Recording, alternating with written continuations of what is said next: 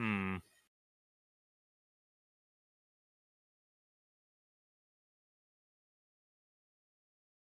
Yeah, but yeah, damn, yeah, dude, this shit is so fucking smooth. Like my W key, like so at first I thought it was my keyboard was broken, and I was like, oh my god, no, my keyboard wasn't broken. It was just the KVM switch. Turns out I was wrong. The keyboard was broken because I switched it to a direct connection to my computer, and this exact same thing happened to the exact same keys. So yeah, it was just straight up fucking broken. Um, you know, say what you will. If Amazon needs me to kill 12 orphan children in Brazil to keep Prime going, then I guess that's what's gonna happen. That's Um, that's a very specific statement. that's a cost I'm willing to pay. That's Um, crazy. yeah, you know, I got so my keyboard broke yesterday. I put a fucking order in for a new keyboard, and it showed up today, like right now. Amazing. So, Truly. yeah. Now we shall all surely perish. Now, we have a new watcher who showed up and enlightened me that fanfiction seems to have changed its policies. So I'm going to check fanfiction's policies.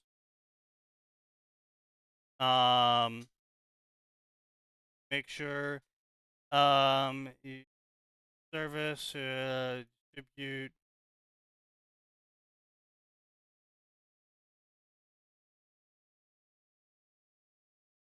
Content. Okay, here's the important section, right? So this is what makes fanfiction.net different from places like AO3. Use of content on the site. Content on the site. Text. Okay, so you can't use anything by fanfiction, but user submissions. May access user submissions. Personal. Okay. Okay.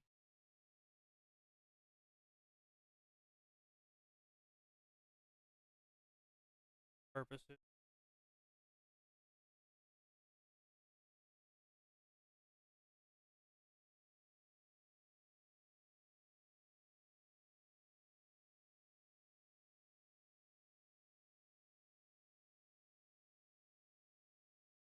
I do love Section F here. Section F basically says the people that post shit to this website are absolutely deranged and they hold no responsibility for the things you read.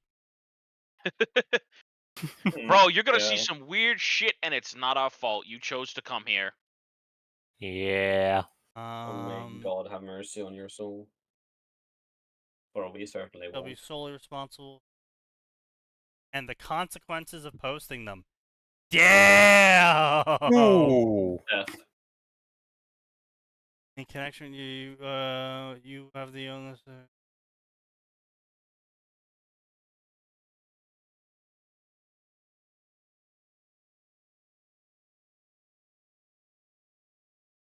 You retain all ownership right of your user submissions. However, by submitting the user submission to fanfiction.net, you hereby fanfiction.net a worldwide, non-exclusive, royalty-free license in connection with our service. You hereby waive any moral rights you have to your user submissions. You grant each user of fanfiction.net a non-exclusive license to access your submission through our service. Okay. Further agree you'll not submit material that is copyrighted, protect trade secrets. Material that is guidelines, does not endorse any missions.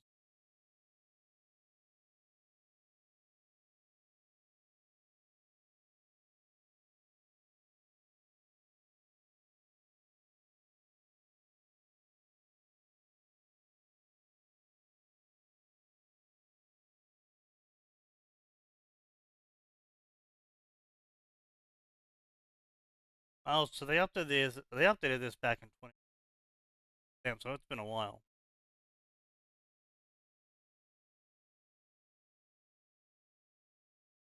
Um.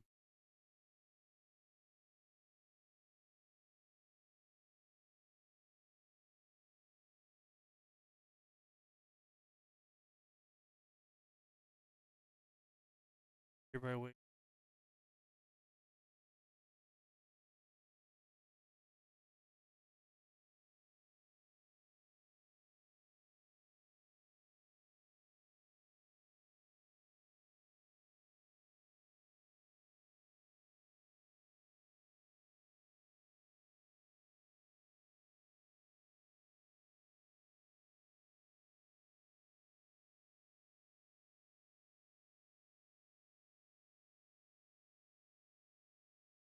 So, how's everybody doing? While Sneaky's busy exist. reading Alright. TOS. We're fine.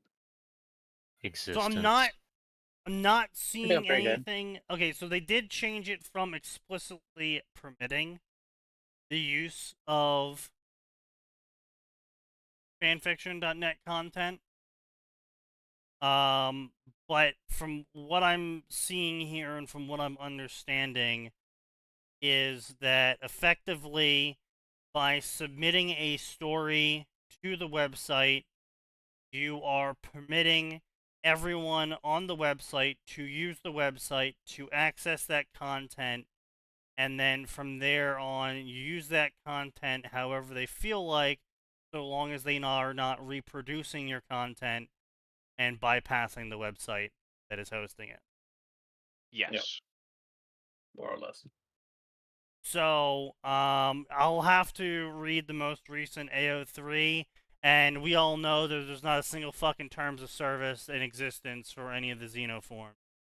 So, I mean, if we can start branching out, but I'm not going to try and scroll through the Xenoforms. If people have Yeah. specific stories they want me to make fun of on Xenoforms, I'm more than happy to do that now, but, AO3 and Fanfiction are the only two websites I'll possibly. Do you really want to do AO3 content though? Not really, but it is technically there. It's technically there, so I'm not gonna deny anyone that submits anything for it. There's certain fandoms that we can make fun of more on AO3 than we can on Yeah. FFN, just because it's more That's fair. popular there. Yeah. Yeah, but I mean, I the just problem. don't know if the sand loss is worth it. I'll be real with you, Chief. Yeah, that is the problem. Is that there is going to be a lot of content on AO3 that's going to be, not compatible with Twitch's terms of service. Yeah. Yes. So Well, that's going to be So if TOS changes and we can't use fanfiction anymore at all, you're gonna turn into a gaming channel. Hot tub stream when, Sneaky? Yeah, I'll start doing a hot tub stream. Don't It'll worry. be the hot tub stream. Yeah. Finally. But yeah, so let us begin. Oh yeah, Sneaky. Did you see the Yep. thing I just posted in 9K? Okay. My replica read my novel and didn't care for it. She seemed to understand it, and she could summarize the plot and talk about the characters, and she seemed enthusiastic about it when she said she was reading it. But when she finished, she said, I didn't love it the way I wanted to, and she said it felt disjointed and wished it had been a cleaner read. Damn, bro. Even the chatbot AI says you suck shit. Yeah. The AI girlfriend is like, nah, bro, this is ass. Yeah, just remember, your AI girlfriend that if they're posting a whole ass novel, you're probably paying money to use was like, damn, bro. This shit stinks. I will say, I mean, I have seen Replica be pretty sophisticated in terms of a response bot. But yeah, full disclosure, I fucked around with that thing a little bit. Yeah. Is it your AI girlfriend? No. Is it especially weird when they were like, she can send you pictures? I was like, no thanks, uninstall. Yeah. I really didn't appreciate it getting horny, but whatever.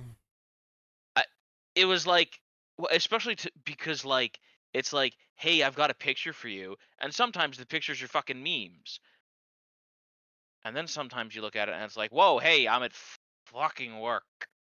Yeah. She then Everyone knows listed Orcs 3 eat best. characters who she said came from nowhere and seemed unconnected with the story. She said it was important that she was honest with me and that my book didn't resonate with her and that it won't affect our friendship. Yeah, Bruh. friends zoned by an AI. Bro, your book was so bad the AI friend zoned you. Yeah. Jesus Christ. I said that maybe if she read the whole trilogy, she would like it more. She seemed disappointed to hear that there were sequels. Damn, can we get this guy's AI girlfriend on the show? Holy shit. Only if you Pretty pay fucking for her great. therapy, Atin. Only if you pay for her therapy. Yeah, right. Alright, so we do have 2 stories sent to us by Lynn Starr.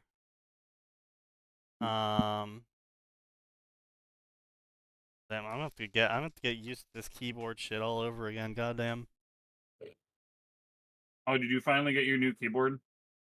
Finally, bro, it's been literally 24 hours. I mean, this is Amazon. That's pretty slow. Uh, You should have had it in 16. I'm What gonna show. keyboard did you get, Sneaky? I got an Apex, SteelSeries Apex 180 or whatever the fuck it's called. Not bad, not bad. Yeah, I was a little bit concerned about the whole fucking magnet shit, but all the reviews I was reading was like, nah, bro, the magnets are lit, do it. And I was like, oh, okay. What fucking magnets? So instead of the classic cherries or browns, or blues, it uses small, tiny, little itty bitty magnets, Yep. in a linear switch fashion, and it's really fucking good. Yep.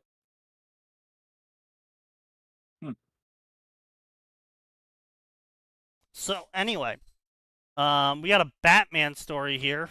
Okay. Atin will be vital in understanding any of this. Oh, God. I see your true amaze by Crown Chakra issue. We And summon the this man who is is chemically their- stable to help us. Here is their Wait, chemically stable or chemically sterile? stable. Stable. Stable. Oh, So okay, alright. yeah, so You wouldn't anyway, get it. yeah, we all visited Atin for his birthday. And his brother, who is Interesting. yes, That's one way to put it. walked up to us when we were having a conversation and told us that he was chemically stable. I see. It was, Okay. at which point we were all like, yeah, that sounds like what someone who is chemically stable would say. Yeah, sounds like a normal thing for normal people that would say. Yeah. Clearly. Hello, fellow normal people. I am chemically stable, just like you. Fellow humans. Are your Atin's characters brother also confirmed stable? for Alien. Atin, Yep. you know what that means, right? I can barely hear you. I'm sorry, man. It's storming on my end. I'm just go back to mute. Your brother's an alien, Atin. I mean, yeah, it that's- was less. It was less. There was noise, and it was more. It sounded like you were across the room from your mic. No, it's storming. I think it might just be a really awful connection. No, you're much clearer, like right now. Yeah, you're much clearer Yeah. now. Okay, I have no idea what's going on. No, I was going to say that it turns out you've already been isekai'd, Atin. Yeah. You're in your human. Bro, if I've already been isekai'd, this is the shittiest Bro, isekai. yeah, You are the this worst. is your isekai adventure, Atin. Aren't you having fun? No, you're a terrible harem. I want a refund. Can I get a reroll? I want to try again. No. Quit the menu. Anyone? New Game Plus? You want the difficulty to go up? For one My- small Yes. payment of 19. My isekai adventure in the real world is terrible as expected. Yeah. Hey, you know what? Well, I'll the- just the- write the book, including a brother who's chemically stable. This is listen. True. I've already written the first couple chapters, so nobody can steal this. Indeed, indeed. But great. The difficulty up like New Game Plus. That's being born in Eastern Europe. Then New Game Plus Plus is in the Middle East. I don't know. I feel like Eastern Europe might actually be harder. Anyway, No. New No. Game Plus Plus Plus is a girl in China. Well, and then plus plus plus plus is Africa. so this is a Batman story. Here is the summary. Do not treat me like some kind of silly something. To be one with me sometimes understand importance. A Western mystery story featuring Batman, Harley, and Joker. Definitely ESL. The fact he said Western mystery, I'm thinking maybe Southeast Asian.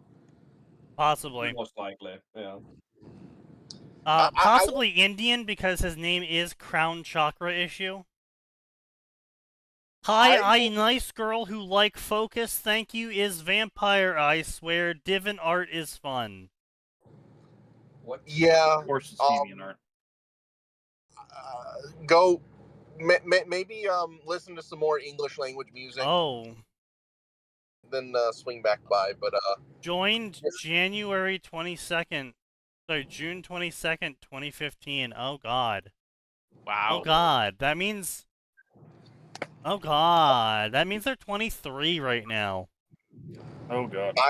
I will just say big old stamp that says needs improvement. And yeah. Needs execution, for sure. They have 3 stories. The Great They're all Batman stories, apparently. The Great Outdoors. I see that one. I see a maze. They won the some things do not like Crown Chakra issue. There are some other things, so please be fan. Ha ha ha ha ha. X3. I like myself at.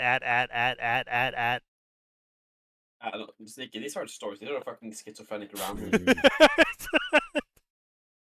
Oh, rip Alvor. Deranged mental patient. Oh, Alvor got killed. It's over. It's over. It's so over. Mossad detonated the battery in his phone. There were some ideas, just put adventure and mystery right there. There were some other things that were context such great, do keep going, please focus. Or in high school host club fun. There is other things, it was cove, it was one cove. It was nice cute one ha, the overlord importance idea as it goes. Sometimes proceed at, I see your point. I think this person's schizophrenic. I don't think this is English second language. I think this is just schizophrenia. Yep. So this person is not chemically stable? This person is 300% not chemically stable. That is unfortunate. I don't know if I feel safe anymore. You never were. Anyway, oh my god, this is actually like schizophrenic writing. Night Arn. Night Arn. Like I want you guys all to. Oh holy shit! It just does it. Oh goddamn. It's crazy. I'm so used to it not doing the things I tell it to do. Incredible. I thought it forever was my computer was broken. Turns out it's just my fucking keyboard. Skill issue. Yeah, wow, that is decidedly unhinged. We have escalated from merely passive schizophrenia into active schizophrenia. Yeah. Yeah, so anyway, that was that. Here's this guy. Joined in 2011. Has 85 stories. I don't post much these days. I just have backup copies of stories I post to other websites. Go to Questionable Questing for my newest stories. We can't go there. Do we have to go there? No. Good. Unfortunately, you will be going there. No. I'm tempted to close the stream and pretended I didn't come into this. Hey, come on, our 12. numbers are bad enough. You can't do that. Yeah, you have to Not stay. allowed. Come on. Listen. You can mute it and leave, but leave the tab open in the background at least. Come on.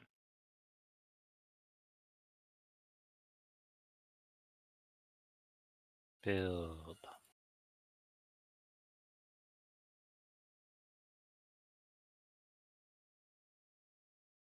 At. At. Da,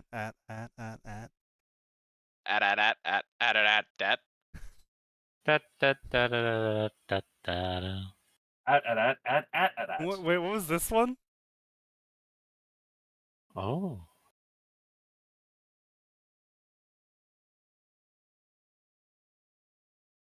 Wow, this is small.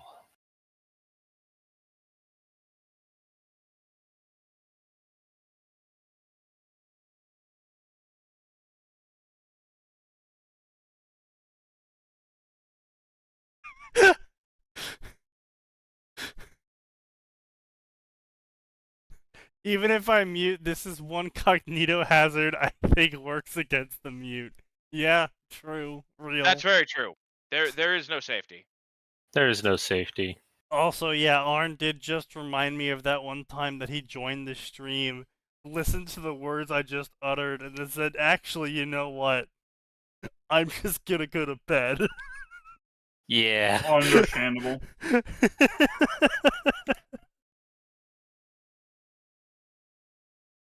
Oh, God.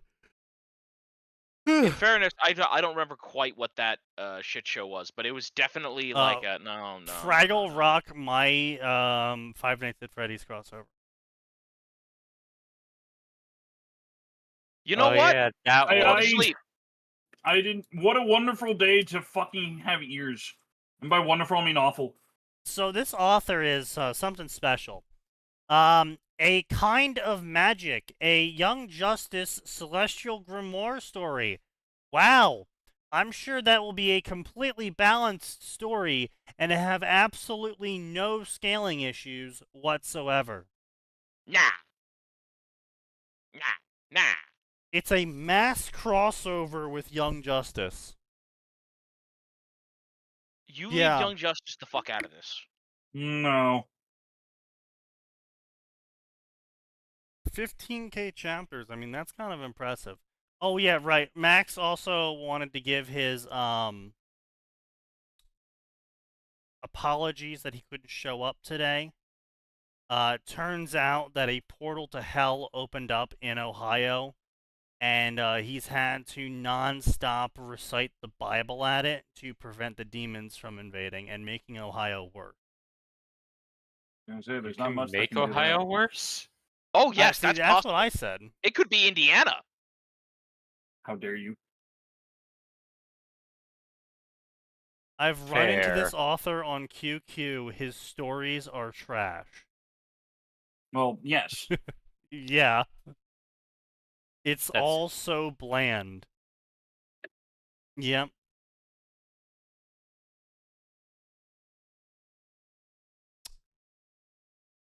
Okay.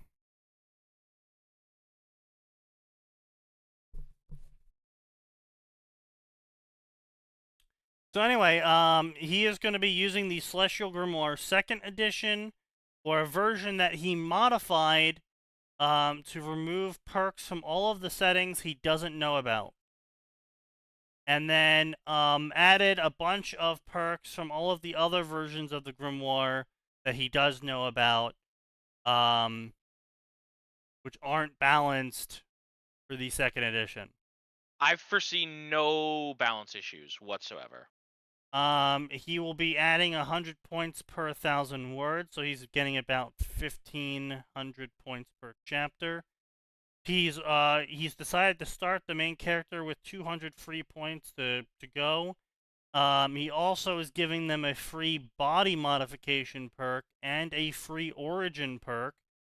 And he's going to be selecting these from another different version of the Grimoire that is not balanced for the 2nd edition he'll be using.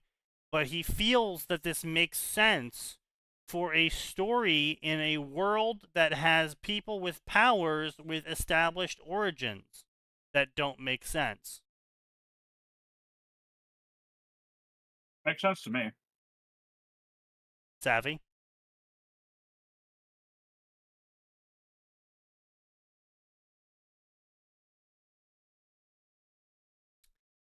So No. anyway, Northumbria, England.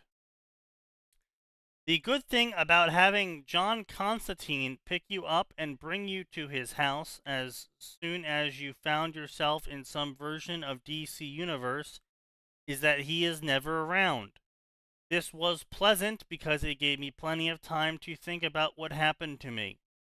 No, Since that's it. Okay, no, you do not want to be unsupervised in John fucking Constantine's house. Since I'd woken up while lying on park bench in Gotham City. Okay. I was glad Constantine somehow detected my presence and brought me to his home, even if it was because he wanted to keep an eye on me while trying to figure out how I got into the universe. Given what goes on in the cesspit of the city, I was lucky to have woken up with my internal organs, or I might not have woken up at all. Gotham isn't that bad. I was gonna say, it's not like it's fucking. It's not like It's it's, not. an It's not like underhive. it's Spain in the 1600s. Yeah. Not that I dwelled upon such dark musings very often, as I had lots of things to think about and do. Somehow I ended up in the DC universe with a different body and a book called Celestial Grimoire, which only displayed its contents for me. John Constantine knew it was magical, and since it didn't seem to be cursed, he was content to let me keep it. He declared it free of dark magic, and he was an expert in using mystical arts. Yes, but just because okay, listen, John Constantine has been known to be wrong. Yes. Many such. Very wrong.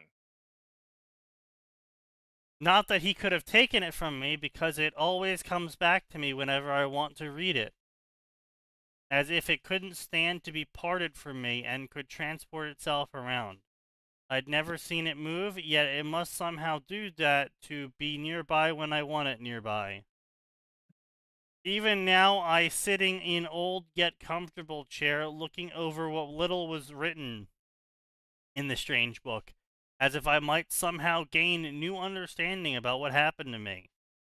Man, I fucking hate this shit where it's just like, I sit here and do this as if I'm gonna suddenly gain a revelation.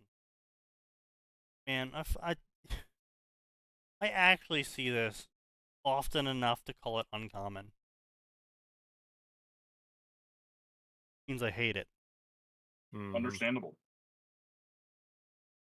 Unfortunately, this shall not pass.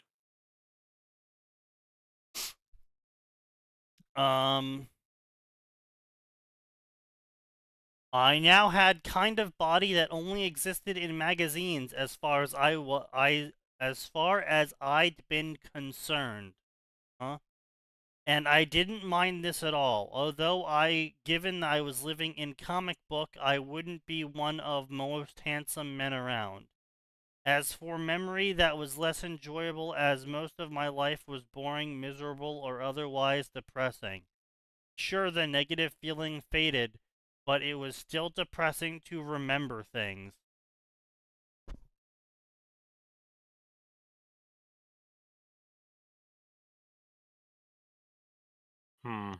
Man, are we really just gonna sit here and have to listen to some fucking dude bitch about having a decent life? Apparently. Many such cases. You know, I Given only I had a was decent young- job. I only had parents that loved me. They didn't spoil me though. I didn't get a car when I was 15. My life sucked. I hate the blathering. Yeah, this is pretty much my opinion. Is I hate the fucking blathering. This is quite literally pure word bloat to fulfill word bloat. Yeah. Oh, like, you know what? We should go through and change all those books to say you get 100 points for every meaningful dialogue you write. Honestly, just do milestone shit. Yeah.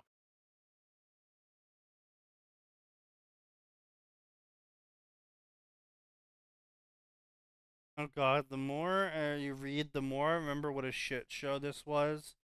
He adds Galatea alongside Connor, but Galatea is a Wonder Woman super clone. A main character ends up in a relationship with her, but Wonder Woman takes her to Paradise Island and infects her with retarded feminism, so she breaks up with the main character by ghosting him. And then the main character goes to Cyrodiil from a gacha pickup and ends up as king of the NPC. That sounds retarded. Because it is. Wow.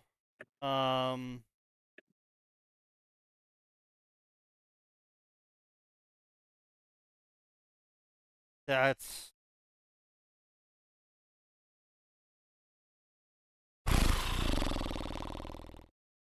There's a lot wrong with that.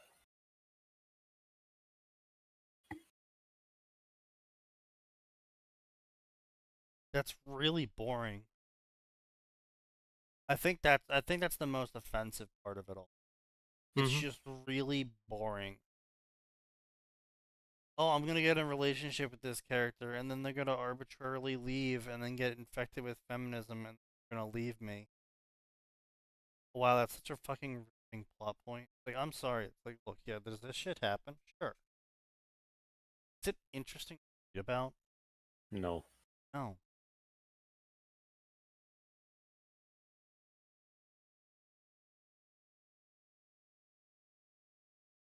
Yeah, no, Aura, I'm sorry, you're wrong. My Hero Academia is the gayest section on. No, it's not. No, it's not. That's the Kingdom Hearts section. Look, we don't. No. Do we have to talk about that section? We can just go our whole lives without knowing about that section. But apparently, you just want to learn about it.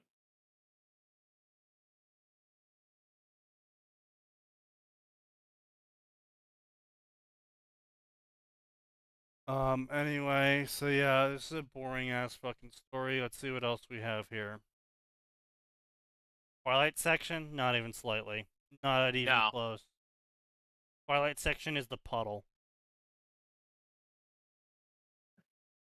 Seth, a SG1 self-insert. Wow, that is,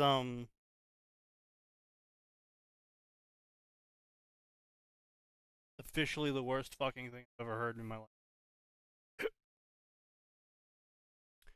This story was commissioned by the generous Patrick B95 after the two of us came up with this idea.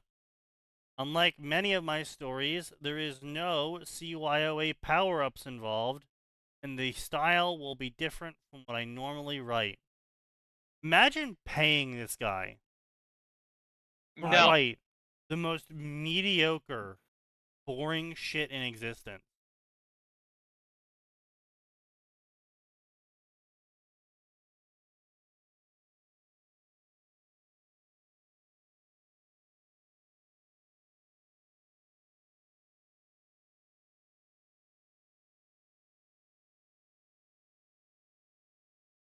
I'm saving that GIF. That GIF is.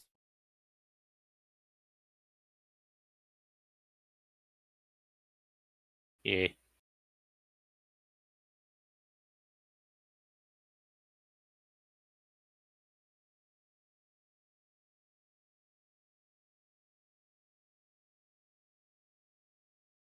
All right. Well, is there anything new and horrible we can read? Let's see what else we got here. Uploading a complete copy for King Kong 13, a Song on Ice and Fire mass crossover. An updated CYOA setup for Song on Ice and Fire of 5 crossovers.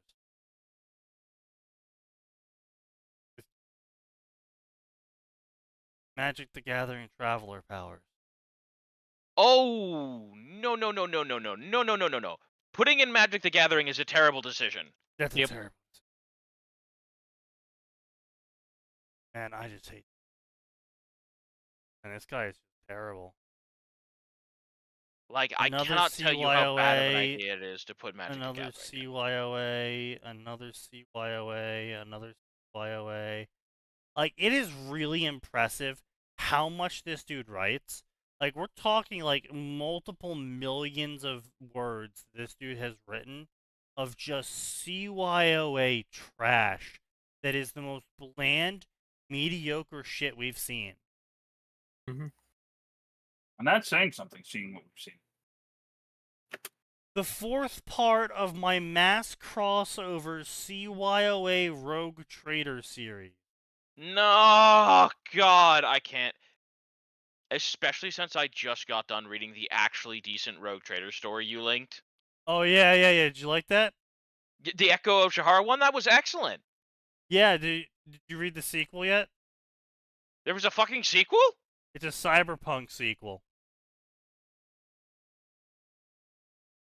Okay, did but why not. though? It's finished, by the way, as well. So, Bro, is this dude just doing lines of coke and then writing? yes. I mean, it fits for Cyberpunk. It fits for Rogue Trader. No, This no, is not also- really.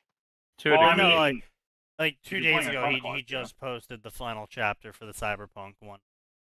Did you link that one too? Yeah, I think I did. It's the sleazy lawyer.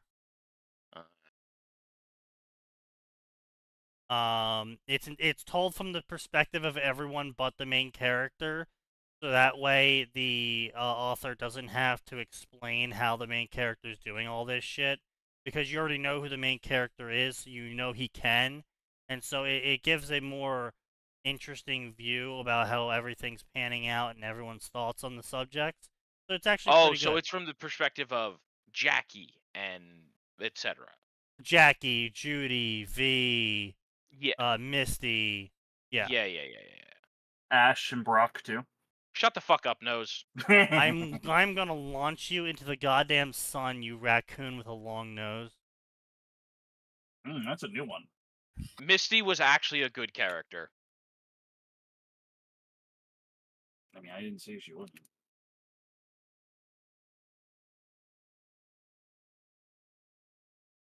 First, I would like to give credit where it's due. The tenets of the Raven Queen were inspired by and cobbled together from a combination of online comments from the rational. Oh, God.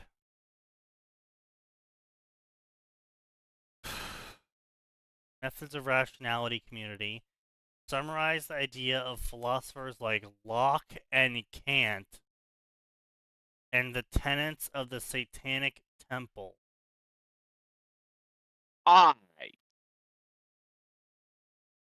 There's a lot wrong with that. There's so much wrong with there's a that. few things to unpack. Oh, about speaking that. of which, have you guys heard that apparently the Methods of Rationality community has just turned into a full-blown cult, and the author is a raving schizophrenic now? I am This surprises no one. somehow not surprised. Yeah. Why don't you link the good stories here, Sneaky? Well, actually, if you used the Fanfiction channel for where I link all the good stories, you would notice they would be there. Yeah. Crazy how that works. Yeah. You see, this is for the bad stories. We link the good stories in other places. Yep.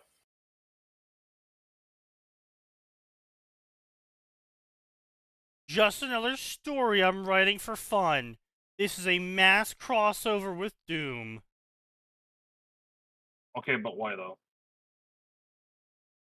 Lots of violence and sex ahead.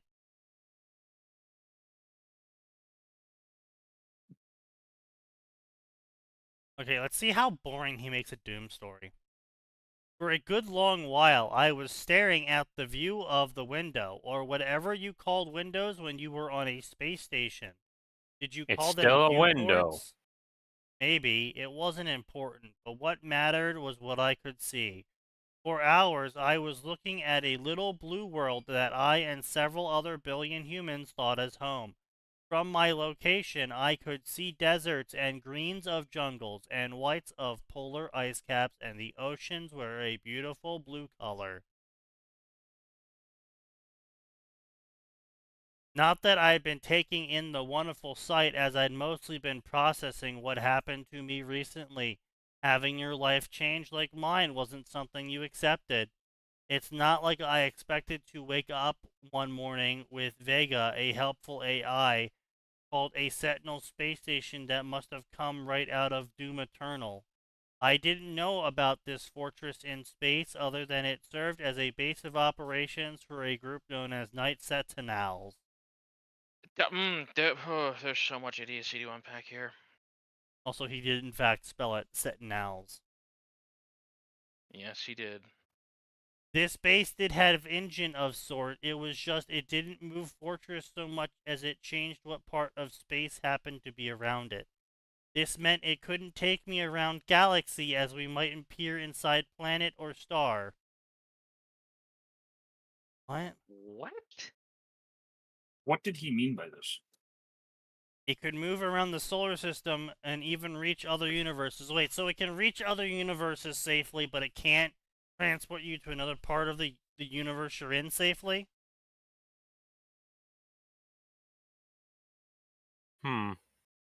It can safely transfer me to other universes because the fortress has this solar system easily mapped, and it would just teleport me to the same place in a different reality. In a different reality where time is different and the planet's rotation is different because they And have a some sort different of reality. fucking Tower of Babel that's quite literally like 300 stories high and is massively changed to planet's rotation. Yeah. By the way, remember, space elevators are cool and necessary, but they do fuck with rotation. Like we are already seeing the Earth's rotation change merely because we are mining iron out of mountains and are moving it to places out of those mountains. We are redistributing the weight of the Earth to other places on the Earth. This is changing the rotation of the Earth. We have considered that this might be a bad idea, but it's also kind of funny. Personally, I think we should just build a really big counterweight on Brazil and see what happens. Well, of course you think that. It would be funny. True.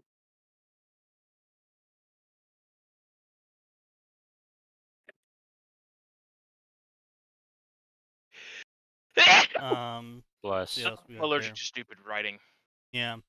This Like- show's very bad for me. This dude, like, somehow made, like, Doom sound boring.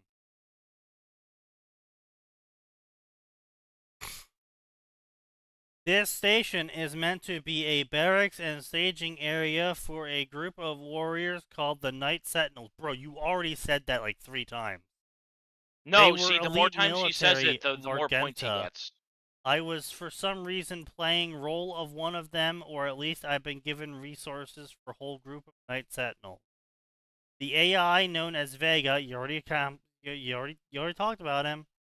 Didn't Again, know Sneaky, why I every was time chosen. he repeats himself, he gets extra points. Well, no, actually, in this one, he doesn't have a CYOA.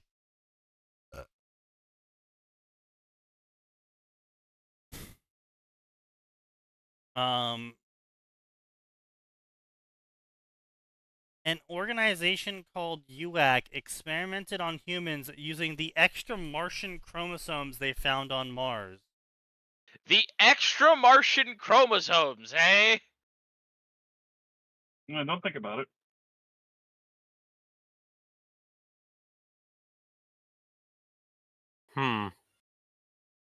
Those injected with the chromosomes developed superhuman abilities and even retained their humanity.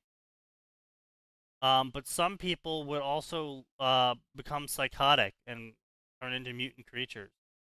But since I still looked human and felt no desire to murder anyone, it was safe to assume I wasn't evil.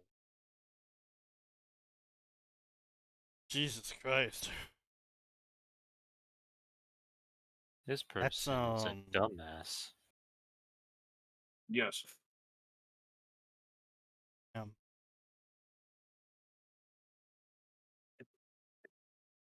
The random space debris floating at the wrong moment, right? Yeah. Oh, God. The C-24 worked on me because I could feel it. No, is that how you're describing it? You could feel it. Yeah, he could feel it. Can you feel it, Mr. Krabs? Whoa! I'm feeling it! It's not SpongeBob, you assholes. Oh! Have you seen the metal singer that did SpongeBob SquarePants? Depends.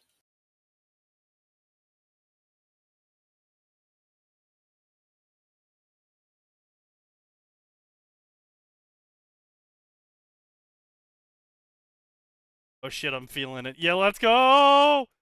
Wait, yeah, no, 100% cannot play those lyrics. Yeah, don't start the theme too. You will get copyright strike so fucking hard.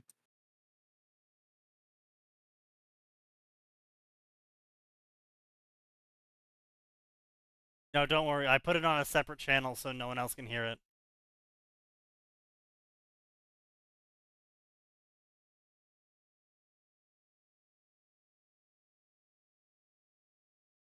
Anyway. Oh shit, I'm feeling it.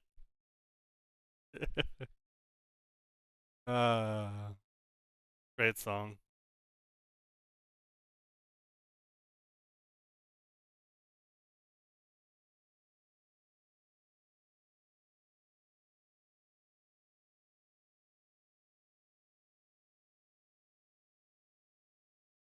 I'm beginning to charge the full space drive. Jesus Christ. What? Man, that shit is What a boring. terrible day to have ears. Alright, Doom, enjoy and entertain us, Doom. Doom crossovers. Come on, Doom. Doom. I feel like this evening is doomed. Doom. I can't Heroes believe of there's no Doom Animal Doom! Crossing crossovers. When demons and villains of many pop up out of nowhere, Hero Association is forced into conflict of gods and demons. Doomslayer is faced against demons who are stronger, faster, and deadlier. In this story, the Slayer will be tested, trialed, changed, loved, hated, scorned, recognized, and insulted, and fought through World of One Punch Man Rip and Tear. What? No. No. Thy end is now. Death. So first off, key component of Doomslayer. The part where he turns into Doomslayer, and he is no longer Doom Guy. This is important because this is canon now. Doom Guy is generic Marine that somehow lasted on sheer hatred in the depths of hell. Didn't Went they kill insane. his pet rabbit? No, his pet rabbit got killed. Yeah, that's what I thought. I thought they killed his pet rabbit and he went insane and kills every demon because of it. Yes. And his wife and child. Yeah, but the rabbit's more important. I guess. No. According Yeah. to the fandom. No, the fandom likes to meme it. But point being though is that they canonized in the newest Doom that Doom Guy did all that in a previous era of reality, and that the Night Sentinels in the next era found him and empowered him. Oh yeah, And because they basically then- said just like, oh yeah, all the WODs are real because it's been multiple realities or some dumb fucking retarded shit. Yeah, because the well, no, it's quite literally it's the only way to do the lore of Doom, because Doom Guy, for him to be killing demons for literally ever, and then him never having killed all the demons, but for some reason the demons are super afraid of him. It only works if there is somehow a reset of the cycle. he has to become an extra force in the universe for this whole power fantasy shit to work. Yeah. So anyway,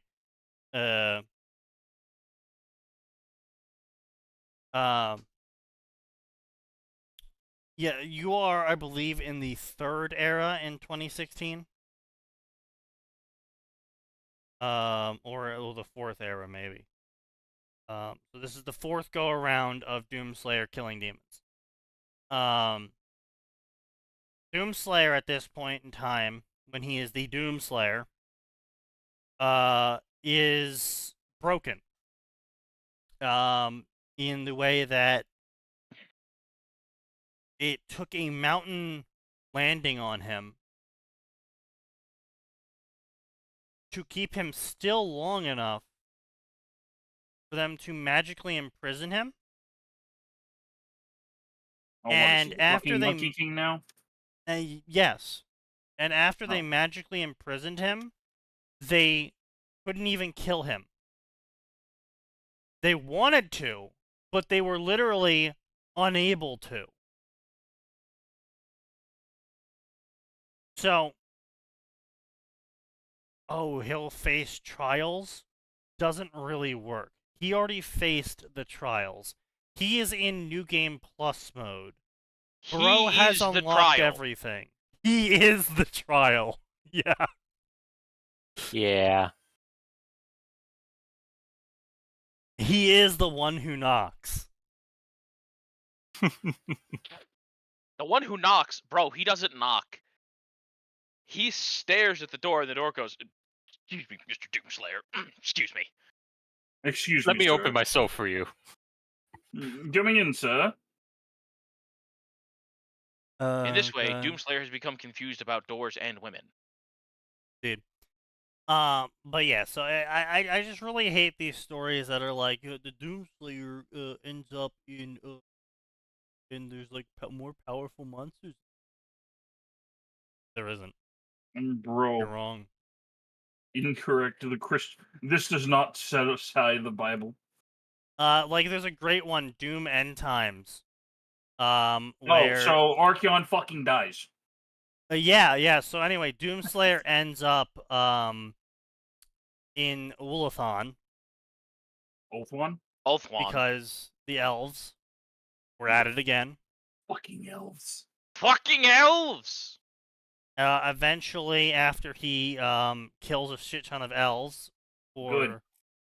fucking around with organ energy and then trying to enslave him because he's a stupid human. Yeah. He How'd that work out for eventually, you knife ear generals? yeah, they're all dead. He brutally kills them. Good. Then the Drukhari show up and try to do a whole invasion thing, and How'd that go out? poorly. It went poorly for them.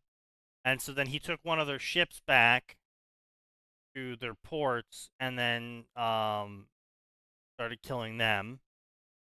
And then an entire army of Norskins showed up and he started killing his way through them. And all of the trials that the Doomslayer faced during this period of time were not trials for him.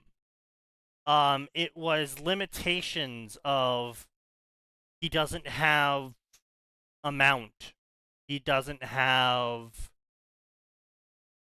more people. He can only kill so many people at a single time.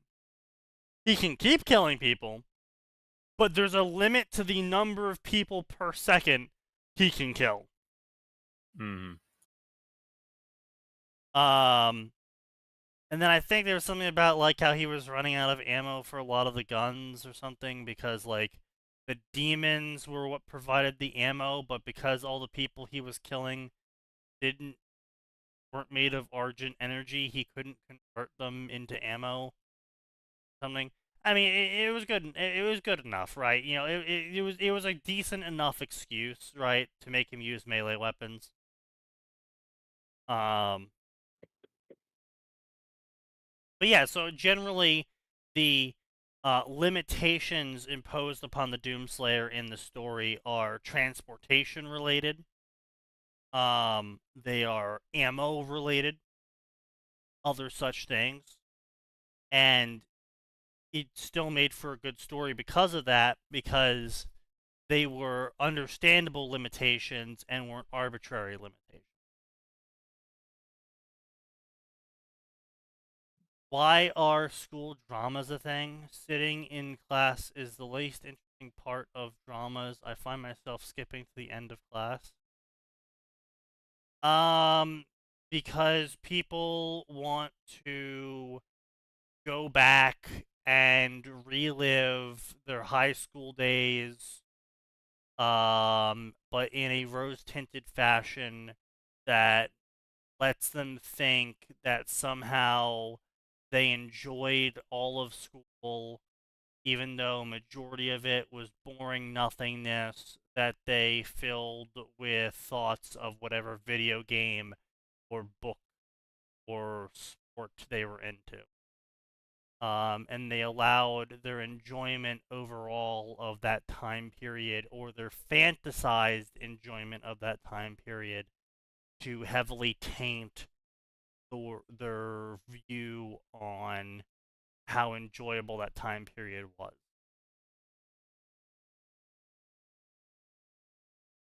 About summarizing.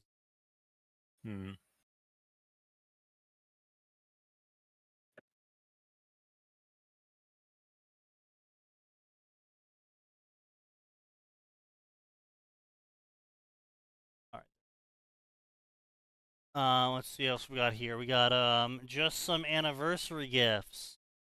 Samus Aran couldn't be more excited. It was that time again. It was her 8th anniversary with her husband, the Doomslayer. Oh No. boy, there's so much to unpack there. Is this an entire fucking story about that fucking Samus having a crush on Doomslayer meme with her with Pikachu and him with fucking that chick from Animal Crossing as like substitute children or something? Probably. I have no idea. It's a single chapter, one shot. Roses from Hell, a Doom Ruby story. Oh boy, let's see how they fuck this up. I'm sorry, but you're never gonna be fucking, was it Remnant Infernus? Roses from Hell. After a raid on the docks, Team Ruby goes on a camping trip for a relaxing time. However, strange portal opens nearby, causing Weiss to act strangely, which pushes Ruby through the portal. After a month of constant searching, another portal opens up in the cafeteria, and out comes Doomslayer Ruby. Oh boy,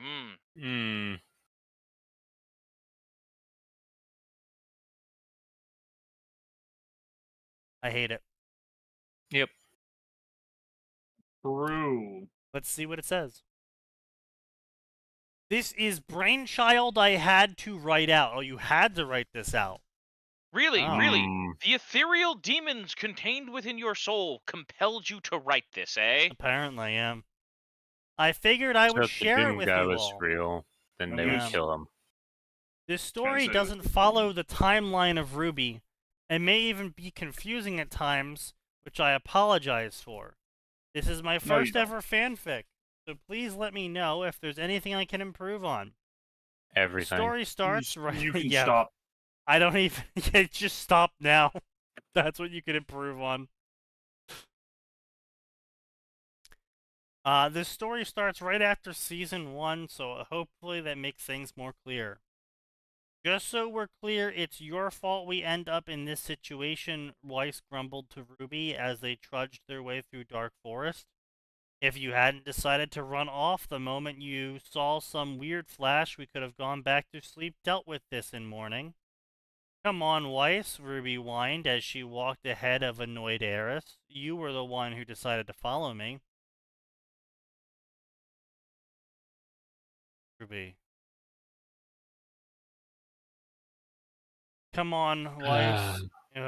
Weiss sighed as she lightly face-palmed. I don't want to see her when she's heavy face palming, I guess. Yeah, I don't know about that.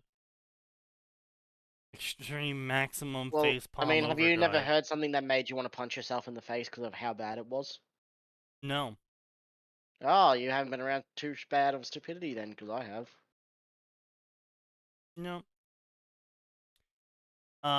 Yes, because I didn't want our idiot team leader to get herself killed on our first mission. Ruby frowned at Weiss' statement. Sure, she was the one that decided to run off after seeing weird flash of light up the forest, but she still didn't like how Weiss looked down on her.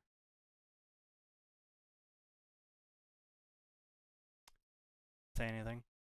I can look after myself. I don't need anyone babysitting me. End quote, period. At Ruby's words, Weiss started to feel her annoyance grow. Tick mark slowly grew on her forehead. Ah, good. We're just doing. We're doing one of actual those. Yes. anime. Accompanied by uncomfortable heat filling her body. What you mean look after yourself? You are 2 years younger than everyone else here. You can barely look after yourself, let alone the whole team. Tick mark, similar to Weiss, began to make itself known on Ruby's forehead. Again, with whole team leader stuff, what happened to becoming a good teammate? Ruby said, exasperated.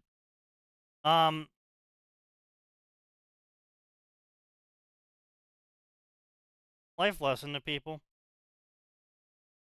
Since this author is questionable.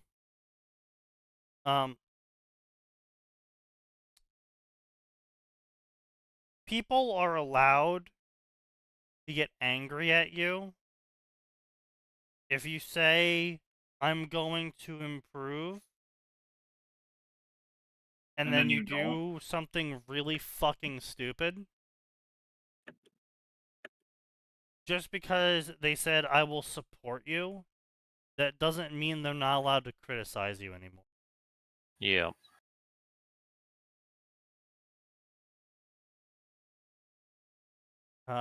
People lie, people make promises they won't keep, people make mistakes. Yeah. Also, you're completely in the wrong in this scenario. If you're like, I can totally take care of myself, I'm gonna be a great team leader, and then you run off using your semblance super speed to speed away into the forest because you saw something shiny. Not even, I mean, maybe you informed your team, maybe Weiss just caught you running off. But as far as we're aware, fucking you just left Blake and Yang behind. I mean, I have no idea if they even know where you're going or what you're doing. So you're actually a pretty fucking awful team lead so far. You just fucked off because you saw something shiny, and then you're getting irritated when people are questioning your ability to manage the situation. Mm-hmm.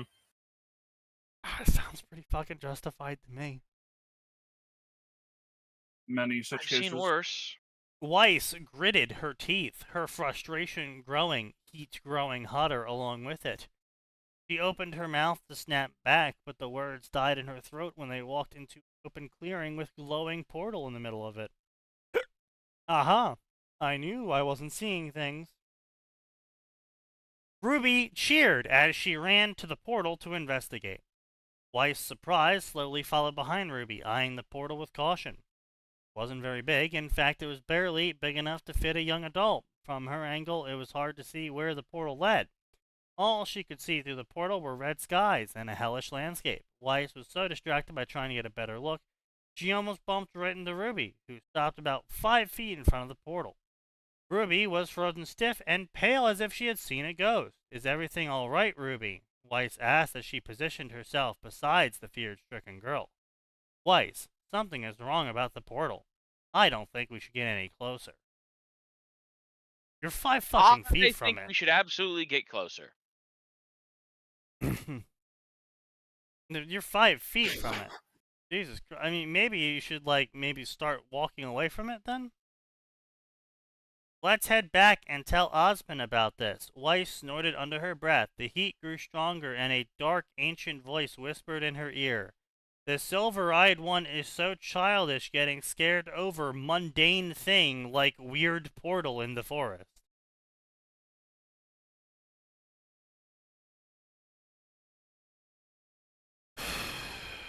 Yeah, Arthur, you're really great at these demonic whispers.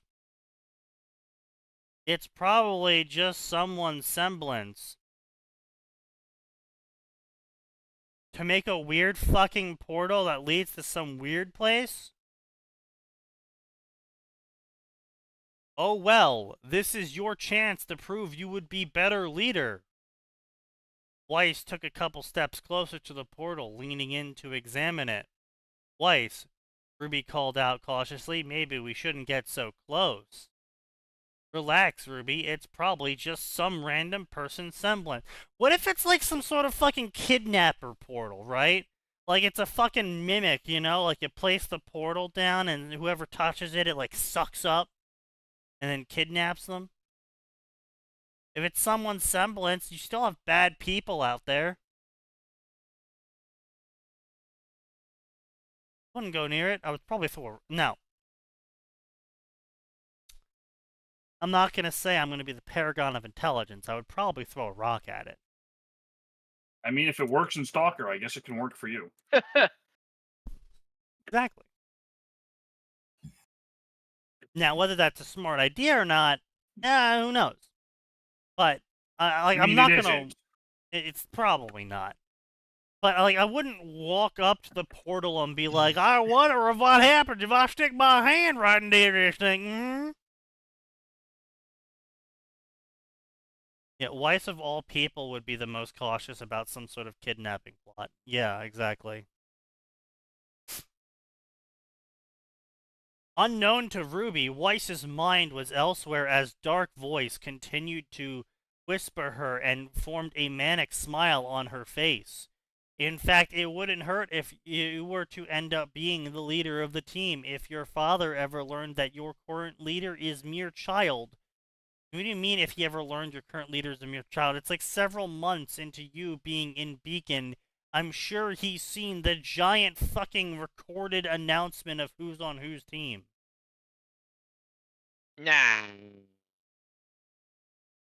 It would have been easier if Yang was there and it was her thinking the portal was her mom's semblance. Yes. You are right, Jin. It would be. But unfortunately, it isn't. Jin, however, you made the fatal flaw of thinking. Thinking, yes, exactly. You thought, and you produced a better idea than this author ever could. You see, what's important to remember is this author doesn't think. They aren't capable of thinking. It's not their fault. They have a brain stem, but somewhere along the way, they lost the part that has all the higher functions. They can just kind of ape their way through life. Yeah.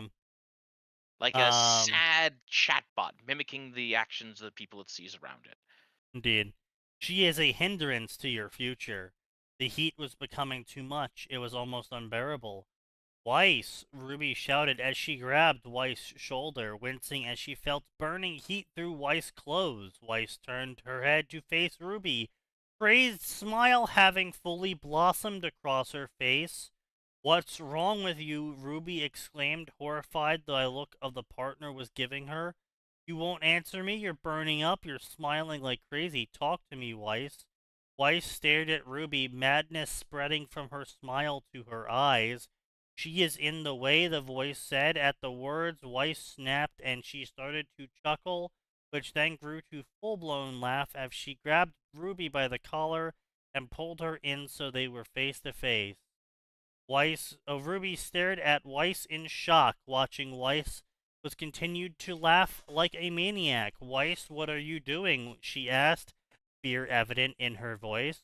Weiss didn't answer the question, instead letting her laughter slowly die. Weiss looked Ruby in the eye, as if contemplating something.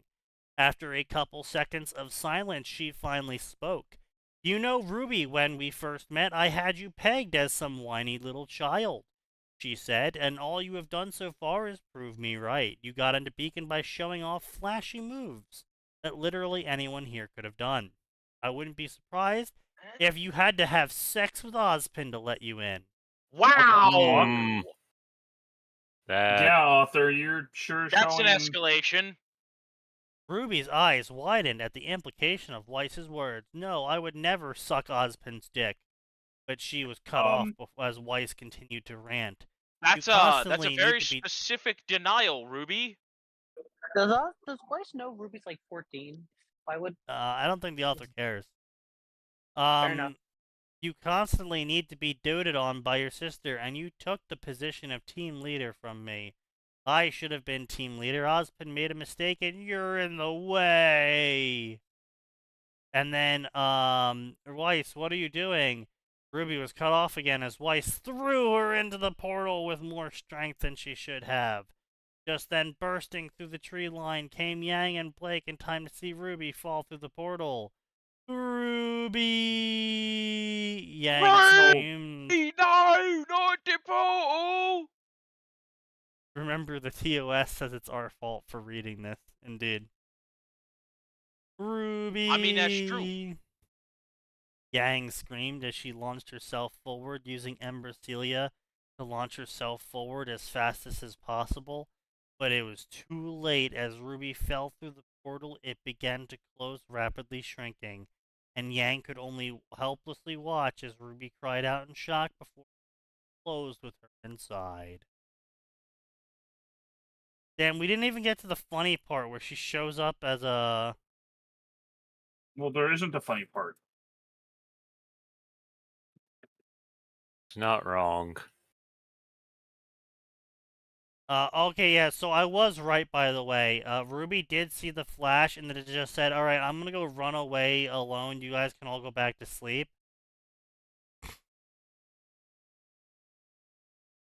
And then Weiss is staring at her hands like, oh my god, I didn't mean to throw her into the portal. And Yang is like, Weiss!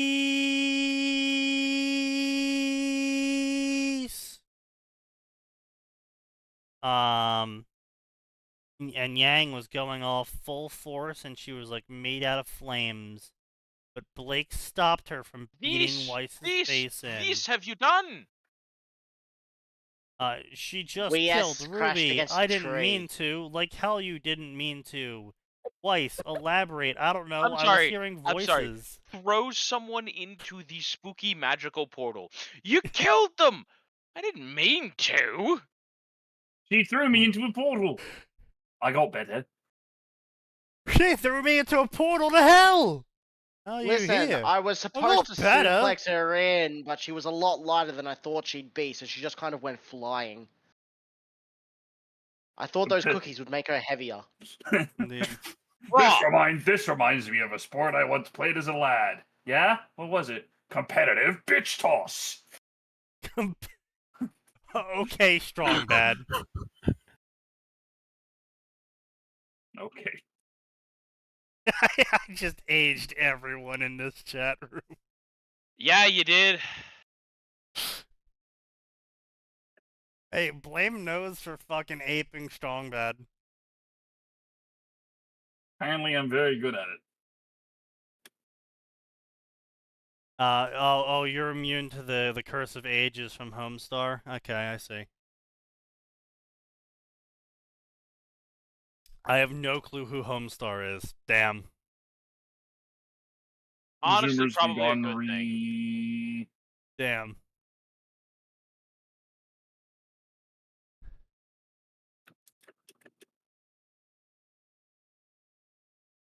Was Homestar Runner the first autistic representation we had? He might have been.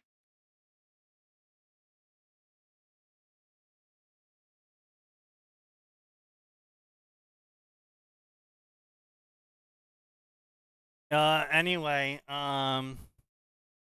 so Blake is like, man, this isn't what Weiss would do. Wait, Weiss, did you feel hot? What does that have to do with anything Yang screamed? And Weiss was like, yeah, actually, no, I hang did on, feel hang hot. on a minute. Hang on a minute. That isn't what Weiss would do. Yes, it is, because Weiss just did that. Yeah, I do still feel hot. Oh, I see. Weiss wasn't herself when she did the thing. What do you mean she wasn't herself? You see, I saw it happen once, myself, to someone else. It happened to what my did- closest friend in the White Fang. Wait, was she revealed as part of the White Fang in Season 1? She was revealed at the No. very end. It was. No, wasn't it season 2 where Nope, they? season No. one. Season really? one. Oh, okay. Season What was one. season 2 then? Blake season 2 was the. Belladonna, Demon Hunter. They talked about more in season 2 about her past in the White Fang. But I knew in saw it season happen. More importantly, there's a good chance Ruby isn't dead. She fell through the portal, which means we can find Ruby if we find another portal. Can't find a portal. Time to give up. Most unfortunate. So anyway, yeah, she's in hell. She's screaming. Everyone's laughing at me. The true giant hell for walls a of teenage girl. text. Everyone's just laughing at me. Wow, so we're never gonna get the Doomslayer Ruby. Goddamn. Bro taunts us with Doomslayer Ruby and then doesn't even post it. Many such cases.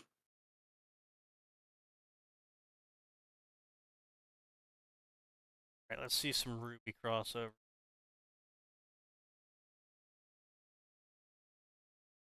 Language. Super Ruby Gaiden. Oh, but not on the Keyblade Master yet. We can ignore that. A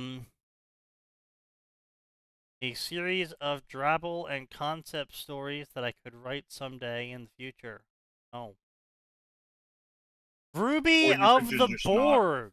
Oh boy, I'm sure this is going to be a good story with a decent take on the whole sci-fi genre, and certainly not some dog shit story. Hello, I am Ruby Rose, and I once thought myself invincible. I thought my life was over, and then they came.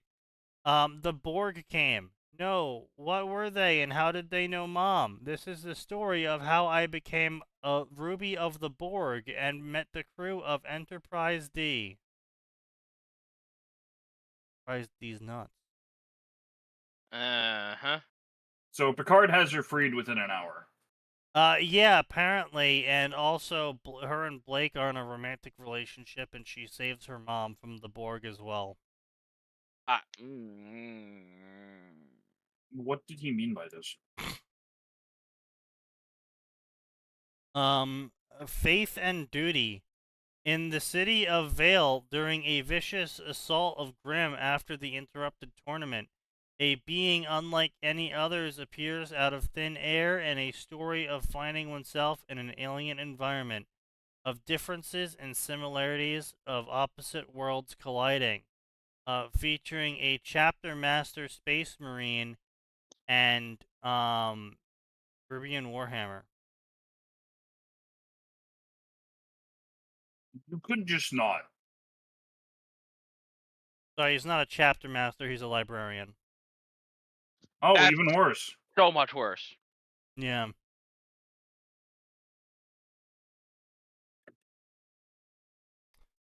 That's, yeah, no. Legendary Devil Huntress. Team Ruby end up in World of Devil May Cry. Okay, so they all die. Who knows? Maybe someone found a plastic chair.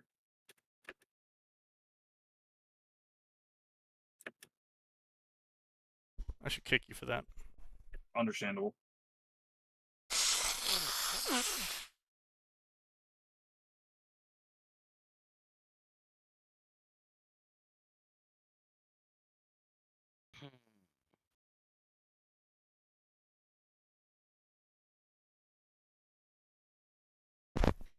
I'm gonna start a Kickstarter to draw a giant salt circle around Ohio. and exercise it. Unfortunately, you will not succeed. It has already been turned into Ohio is already a demon world. There is no saving it. That's bold of you to assume that you can You save shot the the demon. cyclonic torpedo, rogue trader, but no, you didn't listen to the interrogator.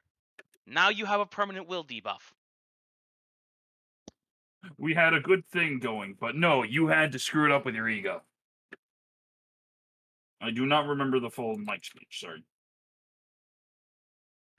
World go look it of up. New Solutions. Why?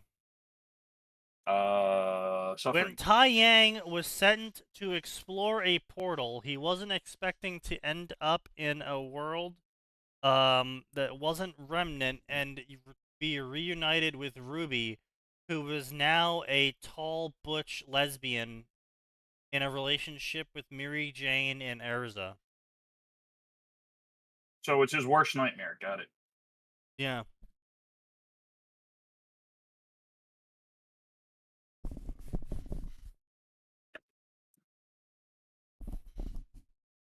Alright, good night, Gray.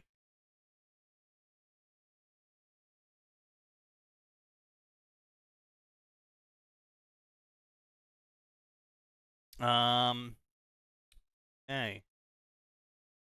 See what we got here. Ruby was looking over jobs she sipped from Fruity Cocktail.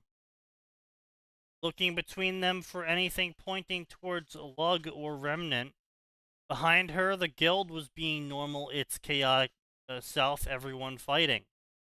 Finding one about strange portal, Ruby pushed other to the side, folding up the request and finishing her drink. The red, white cloaked God Slayer. Ah, yes, of course. Ruby is a God Slayer now. Turning and walking into the chaos, heading for the door. Tai Yang Xiaolong stood alongside his brother-in-law, Crow Branwyn. The two remaining members of Team Strong stood in front of pulsing portal in Forever Falls. They weren't the first that would be going through it, so hopefully they would get back out. Reports were consistent. A small town with seemingly no protection from the Grim. The people, justifiably in Ty's opinion, were wary of anyone who came out of the portal. Hopefully hunting some local Grim would make them more friendly. Stepping through the portal, they both blinked as they immediately found themselves in a wooden building with a metal door. What? A quiet, scared voice asked, opening a small window to stare at them. It was a young woman. What do you people want? Why do you keep showing up and then leaving? Yeah, I guess that would be suspicious. We were trying to figure out where the portal went. We're sorry for scaring you. Still, can you stay in there until a representative from the guild comes? Guild? Ty didn't know any place on Remnant that used guilds. The woman was cut off by a voice saying, "Let him out. I'm here." The door opened, and they stepped out to meet a confusing sight. A cloaked woman who looked exactly like Summer was approaching, wearing a cloak with red on the outside and white on the inside. Tattooed on each side of her head was a winged arrow. Summer? Crow asked quietly. Who? I'm afraid you have me confused with someone else. I'm Ruby Rose, a wizard of fairy tale. I'm sure you've heard of us. Fairy tale, wizard, Ruby Rose? Why do you look nervous? Crow asked the woman who had let them out. Well, we knew it could be fairy tale that answered us, but we kind of were hoping that they wouldn't show up so nothing would be destroyed. That's a funny joke. Was fairy tale known for mass destruction or something? Ty looked over Ruby Rose, noticing both Summer and him in her face. She had Summer's eye color, but his chin. His eye shape and Summer's nose. This was his missing daughter. Listen, why don't we take this out of town? That way, if we get rowdy, nothing gets destroyed and nobody gets hurt. Sound good to you? Ruby, do I look familiar to you? Vaguely, she said, shrugging. Maybe we met before? What guild are you part of? Or are you mercenaries? You have weapons. Ruby wouldn't recognize them, would she? She was so young when she disappeared, and this woman looked so much older. Alright, I know it's thanks to the TOS, it's my own fault for listening to this, but I've got a solution. Oh. Ah. There's a solution. That's fair. I mean, that's a pretty good solution. Understandable solution, to be honest. True.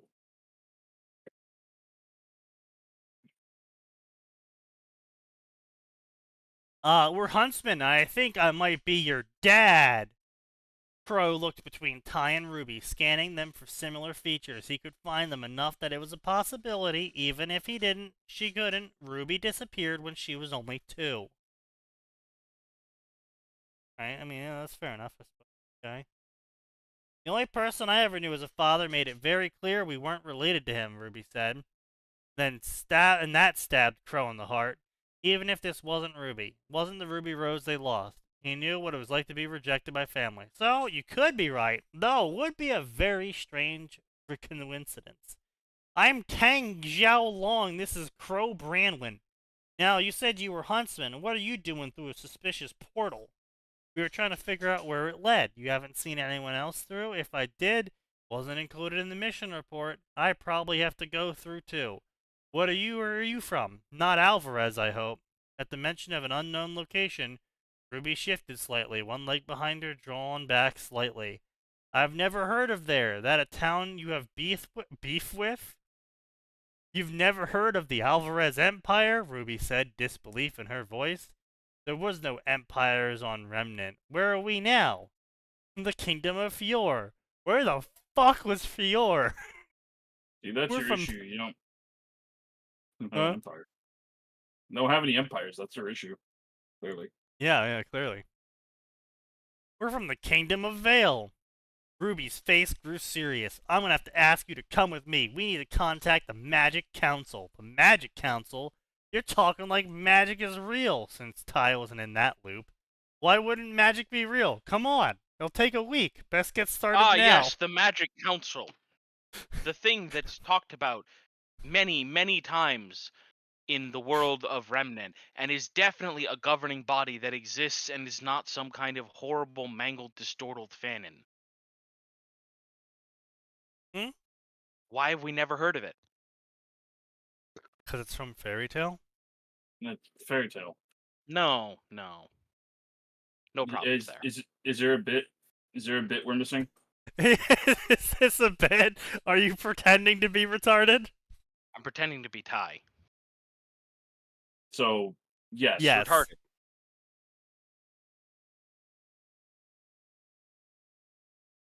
Don't make me synchronize with Ricky, damn you. Out fucking skilled. Mary Jane Strauss looked over as doors of 2 Fairy Tale guild halls swung open, letting in little girl. Okay, she probably was only a couple years younger than Mira, but whatever. She was wearing dirty white dress, missing shoe, leaving smudges of blood on floor as she walked in. Her tarnished silver eyes flicked around the room carefully like she was expecting attack or something. Hello, Master Makarov said, jumping down from his place at the bar to walk over to her. Who are you, little one? I'm Ruby Rose. She stumbled over the name like she wasn't used to it. What? I was looking to join the guild. Do you know magic, little one? Ruby nodded, a magic circle appearing in front of her hand. I am a white god-slaying magician.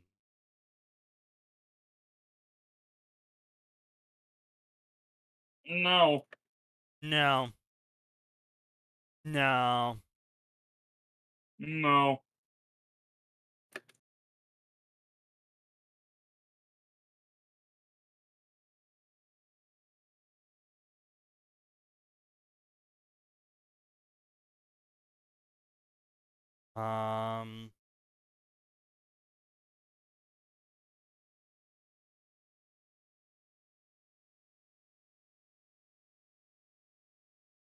Yeah, okay, so apparently Ruby little young Ruby flicked her finger at Mira and sent her crashing into the wall so hard she vomited.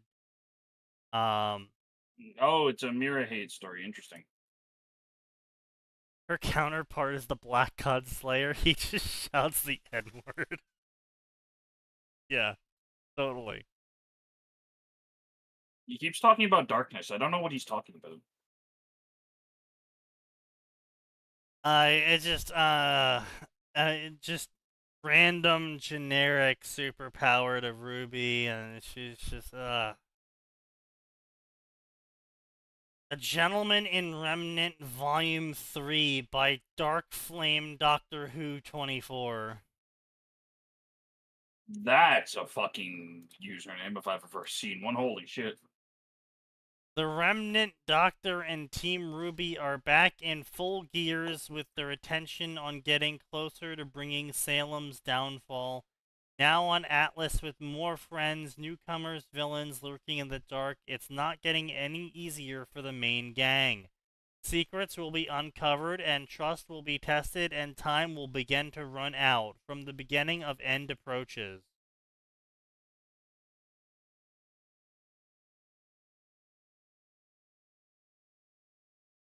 Okay. I just no. Alright, so this is gonna be the last story we're gonna read tonight because I didn't like this. They're not even like bad. I can't even sit here and get angry. They're not even like enough to make me go over. You know, right? There's nothing. There's no content here, folks. Sorry. They're all Listen, fucking mediocre. If you people, if you're going to fail in such a way that I can laugh at it. Right? Like, holy crap, these are the most boring fucking stories in existence. Yeah, Ruby disappeared when she was 2, and then she got, like, a power-up or something, where she became the White God Slayer. And then she, like, grew up and, like, killed all of her, brothers and sisters and her dad, because that's what he raised them to do. And then she joined the guild, and then like 20 years later, after she got into a threesome relationship, her dad showed back up. The plot of this story is that Ruby is really powerful, and that she beat Salem up. This is a terrible Fucking story. riveting. Never cook again. Get this man out of the kitchen. Yes, indeed. Like, bro's like, yeah, I can cook, and then he goes into the kitchen and boils a pot of water. Like, wow. Made hot water. That's not impressive.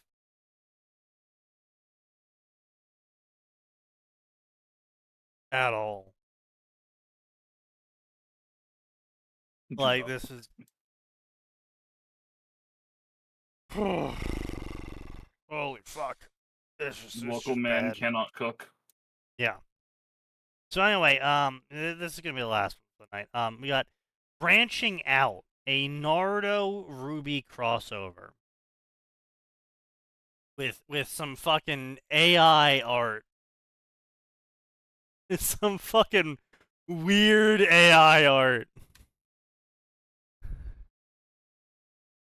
Oh, joy. John was caught with fake documents so he couldn't attend Beacon. Glinda even told him that without his semblance, he was useless. Just as when he gave up all hope, he got a semblance. Now he can be a hero. Bro, and now everyone wants him dead. What? Huh? Even with a semblance, John is useless. Yeah. So John stared at the headmistress, his blue eyes shimmering with a desperate mix of hope and fear. His breath came in short, uneven bursts, the weight of the moment pressing down on him like a mountain. You have to give me a chance, ma'am, he pleaded. His voice cracking mid-sentence. He couldn't control the words spilling out. They were like a dam that had burst, rushing faster out than his thoughts could catch up. His heart pounded in his chest, each thud louder than the last, drowning out his reason. Okay, you can't say his words spilled out like a cracking dam when all he said was, "You have to give me a chance."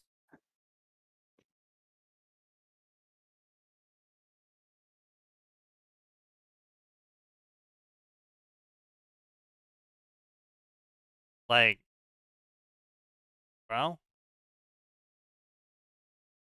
it's not spilling out. A dam did not burst. That's like a reasonable trickle. The headmistress, a woman who seemingly was carved from marble with her sharp blonde hair and sharper eyes, sat behind a towering mahogany desk, her fingers laced together in an unwavering grip of authority. Yep. Bro just got out of learning English and figured out what an adverb was. Either that or the author really wanted to talk about Glinda's strong, unwavering grip. Yeah. Her gaze cut through him like a knife, slicing into every bit of hope he clung to. Mr. Ark, she said. Come. Interesting. On and be realistic here. You're fucking... No. You're not fucking with me.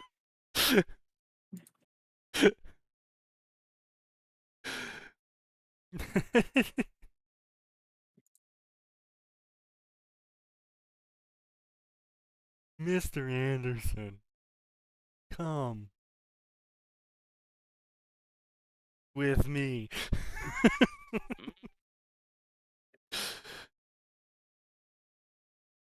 Oh, the Matrix parody. And with that, I'm out. Understandable.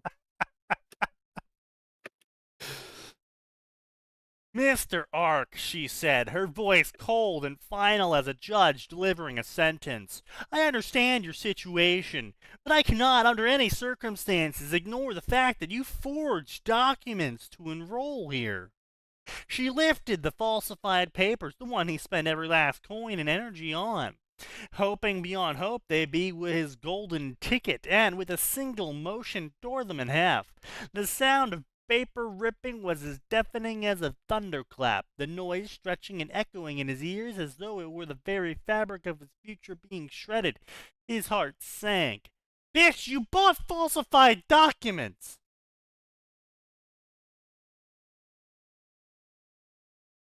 I spent my entire savings on those! John gasped, his words tumbling out frantic and uneven.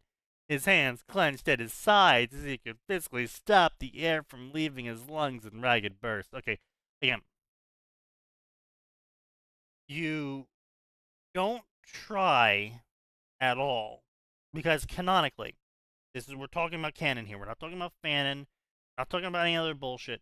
Canonically, there is no reason given as to why John never bothered to train with a sword, never bothered to do cardio, never bothered to do strength training, never bothered to do kata, stab somebody. Never bothered to learn anything at all or do any form of training ever at all. He just showed up one day in Vale, spent all of his money on fake documents that said he did all the things that he should have been doing this whole time, and was like, you gotta give me a chance. I really want to be a hero. Like, no? Bro? The only thing we know is that he felt pressured for some weird ass reason to uphold a family legacy he was conniving and pressured to fulfill. Yeah, Bro, did you even lift? He gaslit himself, I think. It's like I don't know, like he's got some sort of fucking family legacy of being Huntsman. Cool. So why didn't he try and do anything? I'm so fucking sick of this era of main characters, and it really was an era. It was started with Ruby. It had My Hero Academia. We had fucking DxD. Like, wasn't DxD first? Honestly, I don't think so. I mean, like, when did DxD come out? I feel like DxD is old. Maybe it's just because we've had to deal with it so much. I feel like DxD is older. 2008. Yeah, so you're right. DxD did come out first. Okay, yeah, DXD But- is old. Yeah. Yeah, so DXD. So started with DXD, but I mean, it's like everything past the big three. I'm gonna be honest. Past the era of the big three, every single fucking story that's come out since has just been whine, whine, whine. I want to be a hero, but I don't want to put any work into it. Sneaky, it's trying to connect with its core demographic, people who want power and success to just land in their lap because someone better than them gave it to them. You know what? That's a fair point. Listen, I'm not sitting here pretending that I'm some kind of ultra brilliant warrior waiting to be unleashed once the apocalypse happens. Bro, I know I'm first on the block. Well, I'm so absolutely fucked.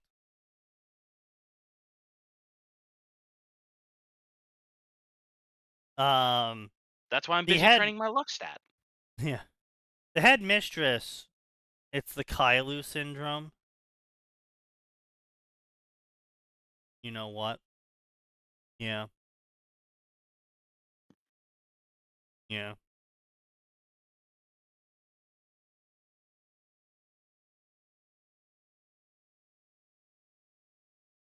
The head mistress remained unfazed, her posture rigid and unmovable, as though she had done this 1,000 times before.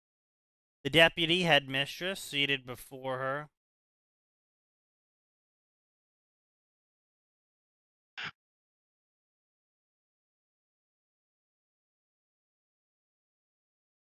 is John a girl? I think, hey, you know what? I was joking before about the author's barely concealed fetish. Now it's Yeah. actually the barely concealed fetish. Didn't even flinch as she adjusted her glasses with a mechanical precision that made John feel even smaller. Mr. Ark, he began in a calm, almost bored tone.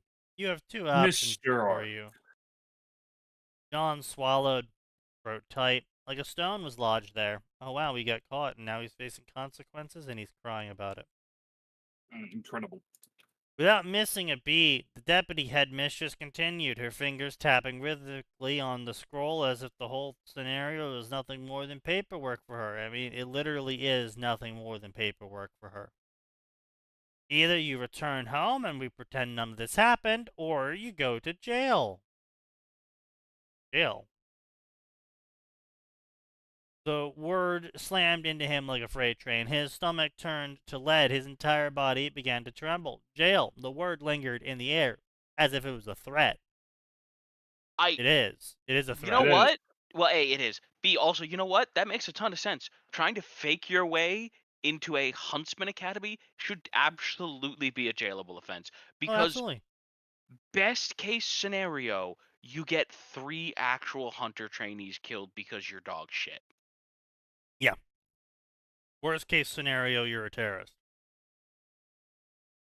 Huntsmen are basically military assets, so yeah, they would not play around for that. Even if they're not military asset, like Yeah. right, even if you're in Vale somewhere where they're not, they are the cornerstone of society.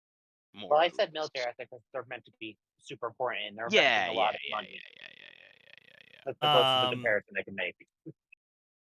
He'd never been in trouble before, not like this. He couldn't handle going to jail. I just wanted to make my family proud. Then maybe fucking try? Once in your life? See, like, the problem here is the author is actually accurately representing John. And that's what makes this so terribly stupid. Because it makes no fucking sense why he would show up to a Huntsman Academy without knowing what aura is, without having a semblance, without having any training, thinking he can, like, buy his way in. And his justification is, I just want to be a hero and make my family proud. It's like, well, then why didn't you fucking try before this? It is such a stupid plot point. It is such a stupid plot point. I'm sorry. I don't know where the fuck, if at all, that Monty was trying to go with it, and honestly, I don't think it was Monty. I don't think Monty came up with the character because it's a blatant self-insert from one of the two other authors. So honestly, I don't think Monty came up with the character. I don't think Monty came up with any of the plot lines or anything around the character at all. I think he left that entirely up to his best friend, one of the other writers of the story. And I think that guy is an absolute fucking hack. If he was hit by a bus, it wouldn't be soon enough. Tough but fair. Tell me, young man, what is your semblance? She asked, leaning back in her chair, eyeing him with that same cold scrutiny. John felt his insides twist into a knot. His palms were clammy, his throat dry. He didn't have a semblance. The deputy headmistress raised an eyebrow, the silence growing thick and suffocating. When no answer came, she continued, "Have you even unlocked your aura?" John's mouth felt like it was stuffed with cotton. No, he hadn't. He was useless. Yes, you are. Absolutely fucking useless. Perish, please. It's admirable, she said, her voice softer, almost pitiful. Your determination. But determination isn't enough. You're weak. You have no future. John tried to open his mouth to protest, to say something, anything that would change her mind, but his voice failed him. When he finally spoke, it came out as little more than a whisper. But I want to. Don't you get it, Mr. Ark? Strength means everything in this world. You will be a liability to your team, die, and at worst, you will drag everyone down with you. John stood there frozen in place, each word landing like a punch to his gut. He felt something inside him crumble, something that had been fragile from the start, but he had managed to hold on to until now it shattered completely. Go home. Yeah, absolutely. Like, it's just, I'm sorry. What the fuck? Literally, Ozpin had to fiat of God him into the fucking school. And it wasn't even in a case of, like, Ruby being like, alright, well, it's justified because Ruby is kind of, a badass. I knew her mom. Silver eyes, all that fun shit. No, it was just like, here's a kid, he doesn't know dick fucking shit, he can't pass any of the tests, he doesn't even have aura, we're just gonna let him in. Jeff Williams doing more characterization in a 4-minute song than Miles and Carey could ever do across 4 seasons. If John does a 300 arc, I would read that. Also, don't close out for the night. I could read 1,000 chapters of this. Hero, we summoned you from another world so that you could save us. Your journey will be long and arduous, but we gathered a group of heroes to help you on your path. The squad they assembled. Griffith Melty, the fucking alchemist. Oh, is that the psychopathic healer from Redo of a Healer? That's the psychopathic princess. So. That's the princess that basically raped him, and then he turned into his slave. The only one I don't know then is the blonde. woman. I don't know her either. I don't know who the blonde is, but that's Oh, Tower of God girl. Okay. Uh-oh. Yeah. Yeah. All right. Yeah.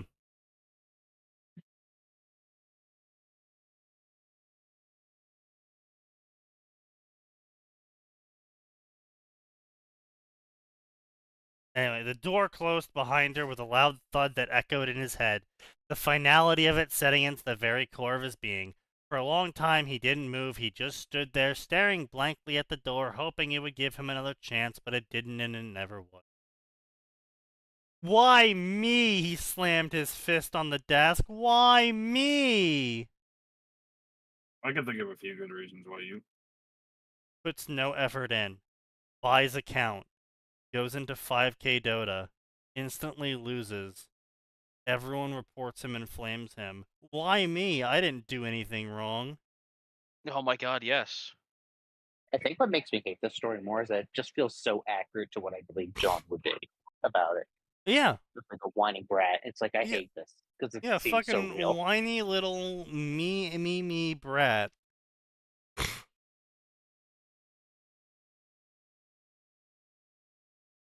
Like, oh, but I have emotions.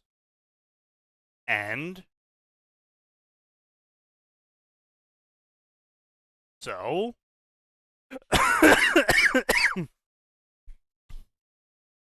Like, the fuck does that matter? I have emotions. You can't do this to me. I feel that I want to be a hero. Okay, woman, go back to the kitchen. My god, Aura. Anyway, Deputy Headmistress echoed in his mind, strength means everything. But what about his heart? What about his courage? He was kind and he had the heart of a hero. Bro, you know what this sounds like? This sounds like the generic Redditor incel who is like, but I say good day, milady, and hold the door open for her. Why won't she date me? I even tipped my fedora. I don't understand. Everyone calls me a nice guy. Why won't she date me?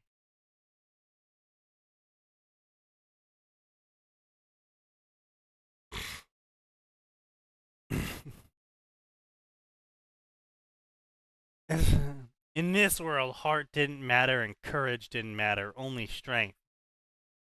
Well, they do matter. But it's like, how to put this?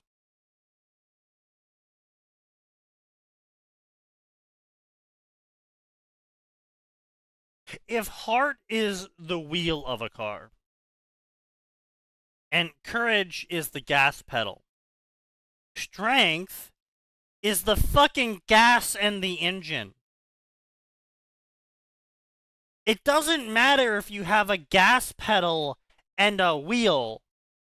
If you don't have an engine, you don't go anywhere.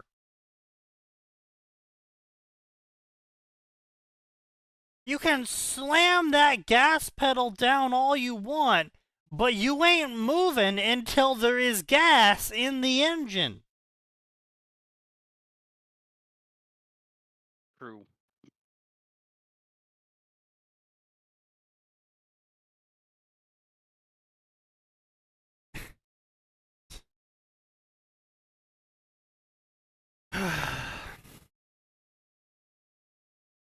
I'm 16 and this is deep.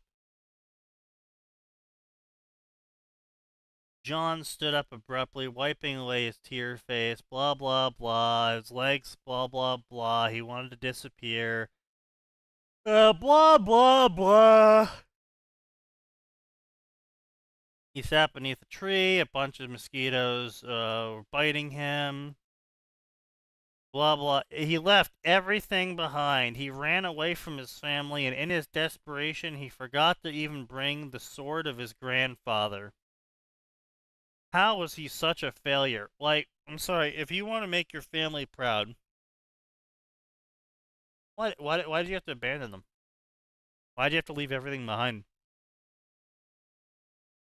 I wanted to be a hero. Huh? And like I can't even like like I said, I can't even blame the author for this absolute dog shit writing, because the author is just writing John arc accurately. That's a sad thing. You can't get mad at him. It's like, this shit sucks, but it's not his fault. He's working with garbage. And it's like, it's depressing. It's like, I think we've all seen fanfiction where John is actually made an interesting character because the author bothered to explore him properly. Meanwhile, canon, it's like, no, he's a bitch. Yeah. Like, bro had the ability in canon to be tutored by the best young huntsman in the world who had a crush on him. And he turned her down because it wouldn't be manly to get training from someone else. I think what also just made it stupid for John is that it's like, as far as canon went, I don't think he really did much training whatsoever. Kind of just, He didn't. He Did it? literally didn't. Finally, tiny when they bit. had the whole Oh, yeah. thing, yeah, when they had the whole situation resolved with Cardin, and Pyrrha started to show him the katas for Blade. Again, so first off, she was showing him katas for a blade that was completely different from his. She used a spatha. He was using a European longsword, or European arming sword, which then turned into a longsword when you... Well, technically, it turned into a fantasy greatsword when you added on the shield, but it was an arming sword that turned into a fantasy greatsword. Completely different katas for using that. Massively different. Massively different in how you cut, massively different in how you poke, massively different in how you parry. It's different. So, at best, she was showing him basic stances of just how not to fuck up your wrist, how to take a blow, and how to generally swing the sword, probably. Yeah, That's but I all mean, she showed him. even that's like hyper limited when comparing an arming sword to a fucking spatha. Yes, I know. But I my know. point is that, like, that's all she showed him, and we know that's all she showed him, because after she died and he went out into the forest with Team Ruby to form Team Ranger, they did the thing that I keep telling people they need to do, but they did it wrong. Right? So, what I keep telling authors they need to do is they need to show the character is training.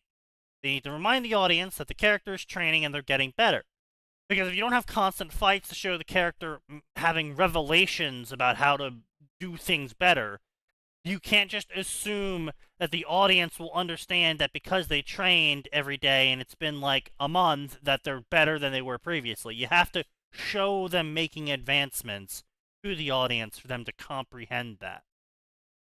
But the problem here is that the advancements that they were showing the audience that John was doing was pre-recorded lessons from Pyrrha, still giving him basic footing training.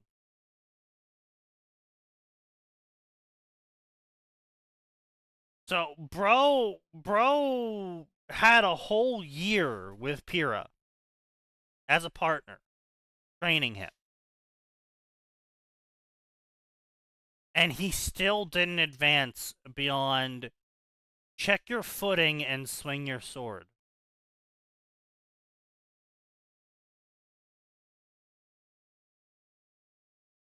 Also, just something else that bugs me. He's getting help from Pyrrha. Yeah. There are multiple people Yeah. who are sword fighters there. Yeah. Some of them even use great swords. Yeah. At no point does he get help from any of those. Well, that's because asking for help is cringe. Not as cringe as sucking and getting your team killed, bruh. Yeah, but see, it's not a hero's way to ask for help. Yeah. Anyway, so, dumb bitch juice, drinking dumb bitch juice. There's a cry for help. He rushed towards the sound. He reached a clearing. There's a wolf Grim, old man, blah blah blah. John had nothing to lose. Hey, he shouted at the Grim. Yeah, come here, come get me. Run, I've got this. Did he actually have this? No, not even remotely. He clutched his stick and he was like, yeah, I'm gonna totally take this Grim on with this wood stick I just found on the ground. Any second now, John. Hero time, totally. He swung the stick in a wide arc, missing the Grim entirely, but somehow catching its attention. Come here, you overgrown puppy. And then it charged at him. And then John ran away from the Grim, and he was like, wait, why am I running from the Grim? Heroes don't run.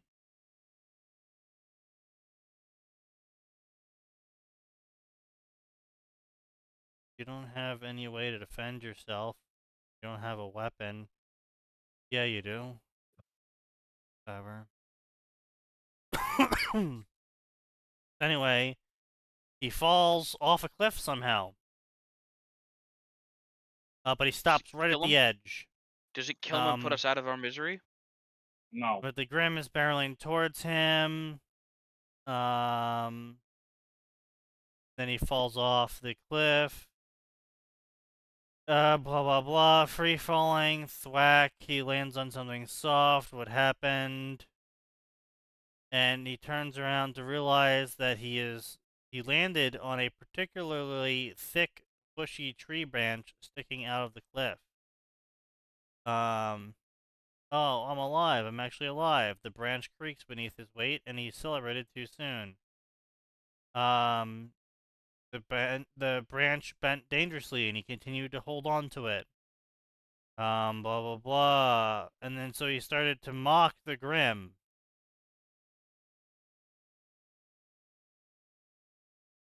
I would be more concerned with getting off the branch, maybe climbing up the cliff face.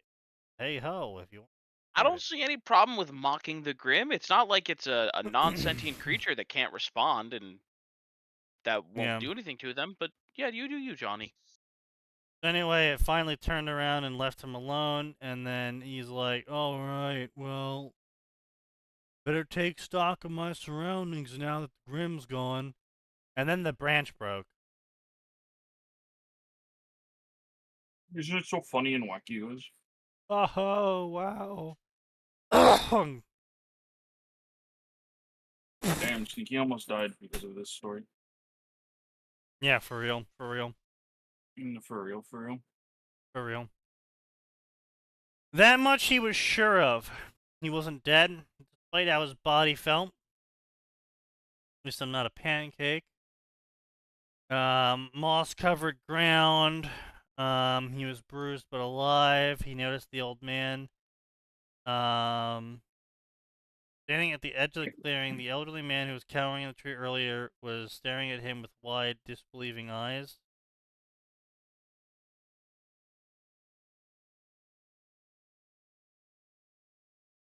You got yourself killed. It wasn't for that soft landing, you'd be worm food.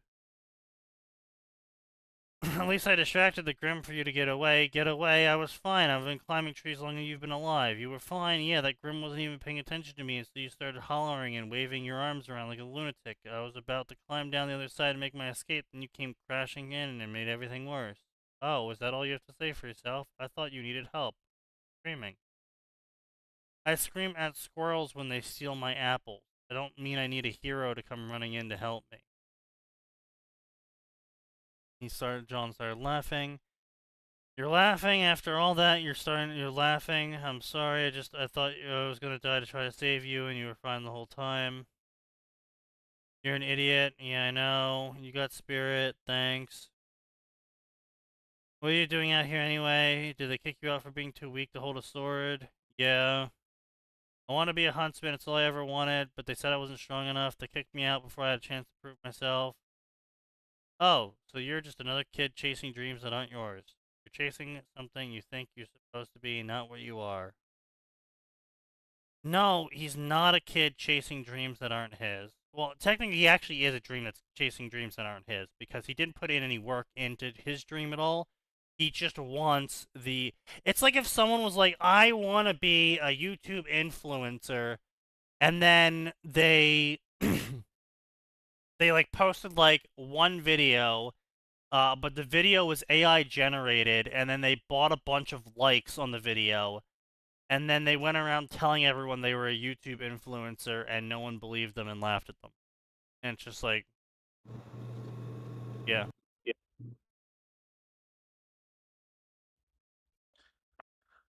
Hi, Hey Albert. people, my power's back on. That's Cool. nice. Nice. Why do you want to be a huntsman? I want to protect people. That's the answer everyone gives. But why do you want to do it? I don't know. So did this author watch like the first 10 minutes of Deadpool or something? Yeah, probably. So blah blah blah blah blah. You don't have to be a huntsman to make a difference. Strength isn't about swinging a sword. Oh shit, I'm feeling it. That takes me way back, man. Thanks for posting that in the Oh man. I remember when that was new. No, the whole idea of, oh, I want to protect people. Well, yeah, why? I don't know. That could be actually a really interesting concept if you want to lean into that. You could have someone who genuinely just to do a thing because they want to do a thing and then realize that thing is really fucking hard and unpleasant. And yeah, all of a sure, sudden- but it's like how John is portrayed in Canon Ruby is like fucking terrible. Like, yeah, 'cause he doesn't have aura, but somehow he manages to get into school by like hacking it. Which well, no. So what he does is that he doesn't train at all. He doesn't even know what a sword is. He steals his family's sword, takes nothing with him when he flees to Vale for some reason, despite his family being fully supportive of him doing whatever he wants to do. And then once he gets to Vale, he uses his entire life savings to pay Junior to create him fake documents claiming that he is a ace student from a huntsman school. And they don't even work because he hands them in and husband's like, oh, these are fake documents, lol. And I'm gonna let him in because it's funny. and Glinda But goes like, well, literally, why are we letting him in then? He's like, because I think he has what it takes to be a hero. And literally, John doesn't know anything, doesn't have anything, never tried a single day in his life to even try and pursue his dream, literally just showed up, spent all of his money on documents that didn't even work, and the only reason why he got in is because the headmaster thought it was funny.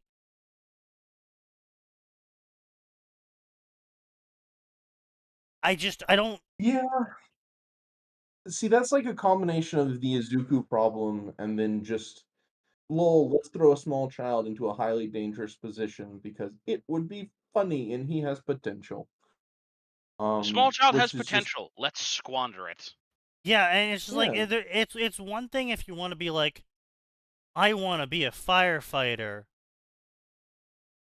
You know what? Actually, that is literally the equivalent. It's if some kid grew up saying, I want to be a firefighter, and then never got certified in any of the things you need to be certified to be a firefighter, never, like, worked out at all, and just, like, showed up 300 pounds, 5'5", and he, like, bought fake certifications to the fire station and was like, give me a job as a firefighter, please.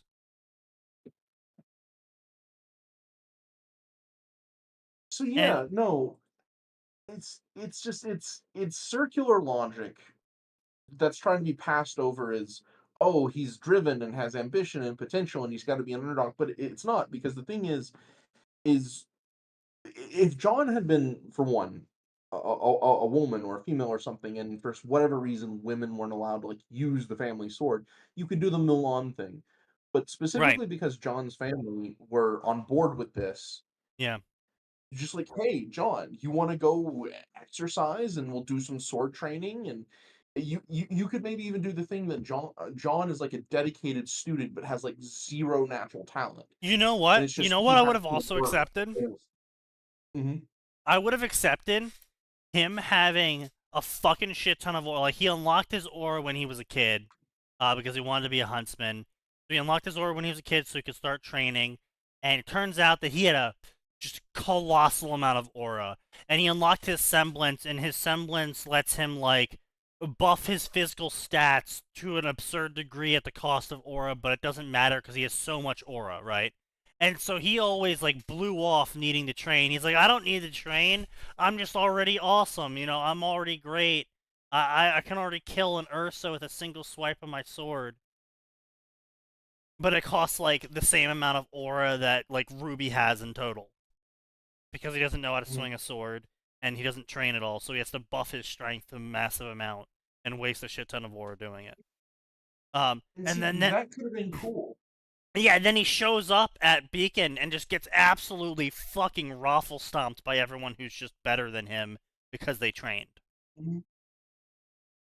I mean, hell, you can even that's how he gets to be friends with like Ruby or whatever, or Pyrrha. Is they're the ones who just absolutely kick his butt, and Yeah. he's like, "But how? I'm like 100 times stronger than you," and they're like, "Well, yeah, but you're throwing like 2 times my max power around with every attack. I dodged a bit, and then you were tired, and then I just rabbit punched you." Yeah. Yeah, like, And there's so so many there's ways some it could cool have been stuff. rolled that would have been fine and interesting ways to have John be the zero to hero arc. But it But you they did did none of them. They did none of Well, them. yeah, and his backstory is at war with itself. Yeah. Because if you're in a supportive environment, why do you run away? Well, hell, maybe say, oh, well, he had a loving, supportive family, but he was always overshadowed by them. They could have done that and be like, oh, I've got to strike out. I don't want to use the dark name, dark. Yeah, whatever, And yeah. I've got to, go strike out on my own. Except I'm horrible at all of this, and I have no way of actually concealing my identity. So when Ozpin sees the fake documents, he sees through them, but is like, you know what? The kid's naive and a bit of an idiot, but he's got potential and he's put in a lot of effort, so let him in. But the thing is John doesn't put in effort. He just does dumb kid stuff. And Yeah. And like what I like said before you came, in season 4, John is still working on his basic footwork and sword swings. I will say that is probably quite realistic, even if by that point in time, for the sake of the story, he should have leveled up past that. Because I don't recall how much actual martial arts were involved in Ruby. I remember the trailers were awesome and over the top and crazy as all get out. Very Not well. really any at all. I mean, like, he had a bunch of maneuvers based off of a bunch of different martial arts, but it wasn't like Monty himself actually knew martial arts beyond just copying them from like various animes and shit. So There was very in real little life, like hand-to-hand shit. Like in real Ren life, was top the tier, closest to actual martial arts we had. I think. I don't remember yeah, anyone no, else. Yeah. so the thing is in real life, top tier martial artists usually start training in their preferred martial art at like 4, in one way or another. That's like Olympic fencers, the Yeah. actual Japanese sword masters. You've got some Italian and German sword schools that are still open. Those guys usually start actually focused training at 4. There's a difference between that and certain HEMA styles, especially because a lot of HEMA styles are reconstructed, and something like boxing. Um, and the problem is though is if John is actually learning to be a swordsman, if Right. he's starting at they're like 16, right? No, the school starts at like 18. At 18, really? Okay, geez. In that case, he's so far behind in real life, he would basically never be able to catch up with his peers.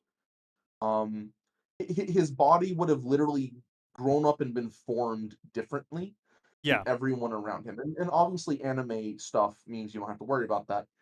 But the reason they start training so young, and this isn't like crazy over the top hell training, but it's things like ballet or certain types of dance. So their bodies literally develop the sense of kinesthetics and balance and such. And he And though would proper be so muscle far behind everyone. distribution and bone spurring and yeah. Yeah. So that would actually be quite realistic. But by season 4, just from a storytelling point of view, he is no longer an underdog. It's been Yeah. 4 seasons. You can't keep him eternally the underdog. Except he is always the underdog. Yeah, that's the problem, is that these guys just don't know how to fucking write. I feel like Mishby Monty probably had. says, I feel like Monty probably had. Well, no, I also said this earlier, is I don't think Monty wanted to create John or had any ideas of creating John or any plans on making a John. As far as I remember from like a handful of reviews and stuff covering like Ruby's writing, Monty didn't really have a hand in the writing beyond like the core concepts. He was mostly the action animator, not the Well, no, lore because and what shit. it actually was is Monty came up with Team Ruby. Okay.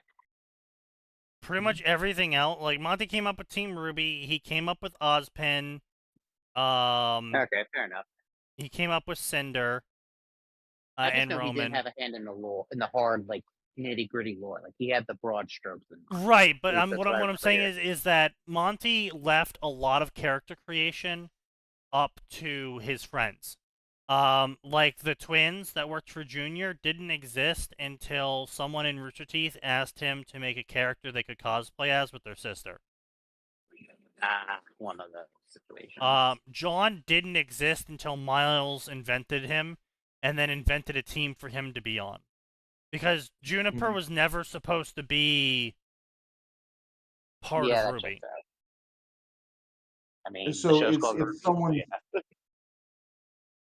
It's someone's SI who's basically trapped in the no growth cycle. I'm pretty sure there was like an interview with Miles where he said John was kind of like him, or at least he based some things. Nope. Miles has gone out of his way in multiple interviews to explicitly state that he is not a self-insert of him. It's just really convenient that Miles is the only one that writes his storyline. Miles voices John, and Miles is in charge of all the plot surrounding John, and also just so happens that the entirety of Season 3 got taken over by plot revolving around John. How interesting. Yeah. So, OP, not SI, please don't steal. Yeah, it's definitely not an SI. Stop telling me it's an SI. It's not an SI. I'll ban you if you don't shut up. Yeah. I can see how that might cause some very severe problems from a storytelling perspective. At the same time, that's also probably why you see that character not get any growth, because Miles has his little walled garden that he's now trying to defend. I'm not saying he is bad for that, because that's human nature. What I'm saying is, though, John's backstory does not fit together as we have been given it, and it doesn't fit into the world.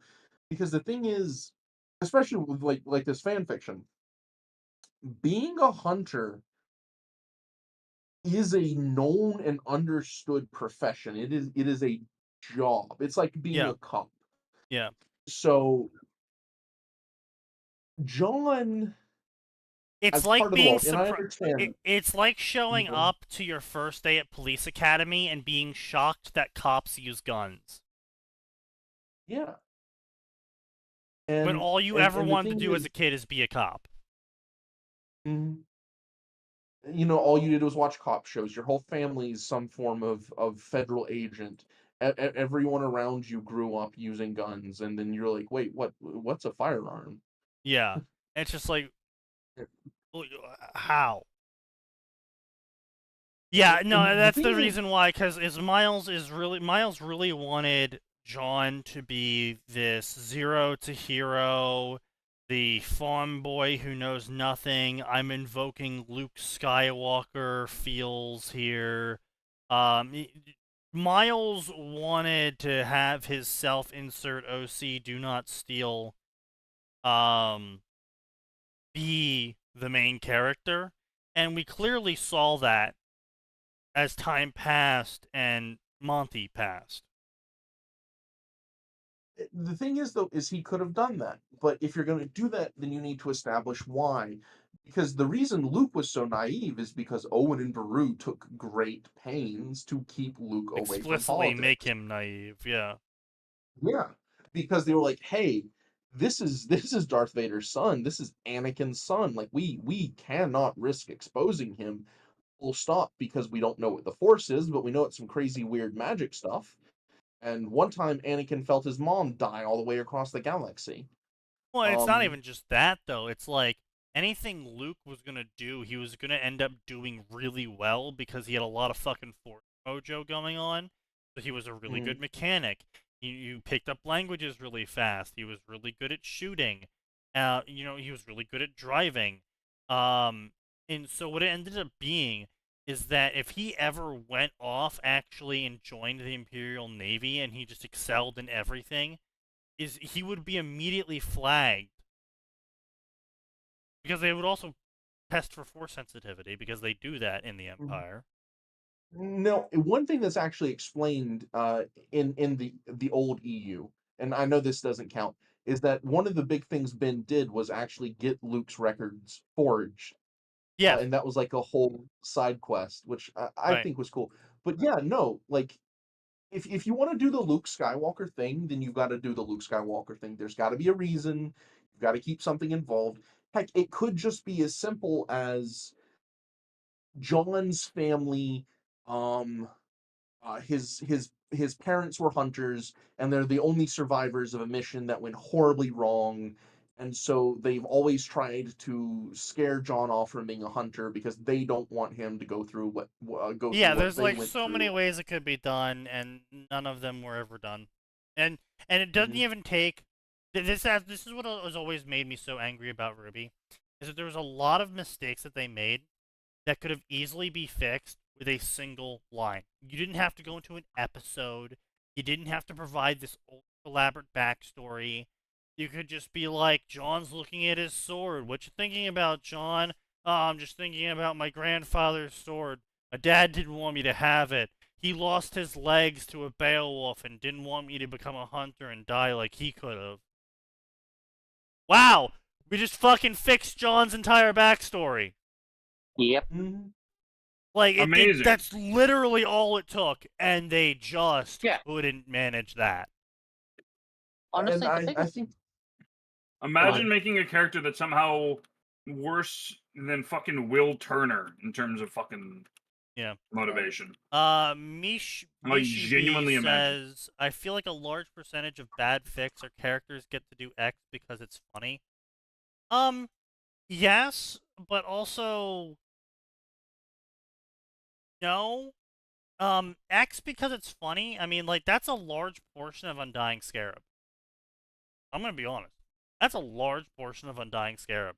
Undying Scarab is doing numbers. But because we justify the thing that a character gets to do. Like, why are we putting it in the story? Because funny. But then we use the story to justify why they're able to do it, what's going on around it, how everything works and results of it. Like, we don't just slam it into the story and laugh. We work about it. You know, we workshop it into the overall narrative. See, that's just it. You workshop it. Miles probably said, "This is my walled garden. I don't want anyone else playing in it." And yeah, exactly. you know, I understand getting attached to a character. I get attached to my characters, but at the same time, you've got to be willing to emotionally step back and say not just what do I want for them, but what is the natural growth of the story. And the fact that even though you have a strong attachment to your characters and you really like your stories, the fact that you're willing to sit there and workshop it means you're just going to naturally get that feedback, naturally get that interaction. And an outside opinion, because they don't have the notes that are either on your screen or in your head or both, are going to see cracks and flaws. Which is one thing I'm actually running into right now. Right. My DxD fix, not to just keep bringing it up, but I had Azazel do a 4D Go ahead. chess move.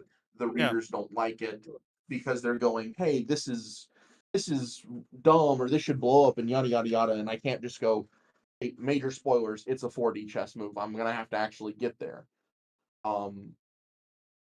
And so with Miles, you know, he probably had in his mind this super cool, super awesome arc with all this crazy cool shit and all of these like really cool moments. But when it came time to put them on the screen, because they existed independent of the broader story, because they were distinct from everything else, it just doesn't mesh. The problem is Yeah. kind of with that is that Ruby season 1 was like maybe 2 hours long, I think. An hour. Across like how many episodes? 1 hour. 8? Each season was 1 hour. I just knew that season 1 was supposedly really short and just kind of like scattered. Yeah, yeah. episode Well, lengthwise. season 1's technically like 45, 50 minutes, but yeah. So it's like, and just going back for like season 1 and 2 is like they didn't really have a potential to give Jean that storyline to even just for side shit, just to kind of build him up and shit. They were kind of just like half focused on Team Ruby, then they focused solely on him for no reason. So And it's like, jarring. Yeah, Yes. it's very jarring, because it just really made no sense in terms of the overall narrative that the Mhm. story would just suddenly snap to John. Like, he was just some fucking random character they had animated earlier in because he, like, puked on Yang's shoes or some shit. And, like, the story was about Ruby, it was about her team. And all of a sudden, we're just having this whole, like, completely separate plot arc where it's all about John now and John's story and John's routine and John's issues. How John is a tough, real man who doesn't need no women to teach him how to use a sword.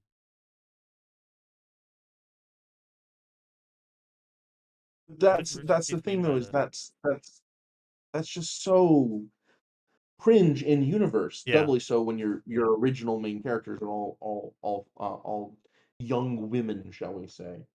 Well, I mean, yeah, I mean, it's also just like, you know, the best young huntress in the world offers to give you combat tips and training, and you brush her off saying that you gotta be a real man and learn it yourself. And the thing is that's not commensurate with John's backstory again, which is why I really think that he existed in his own plot line, probably in Miles' head. Yeah.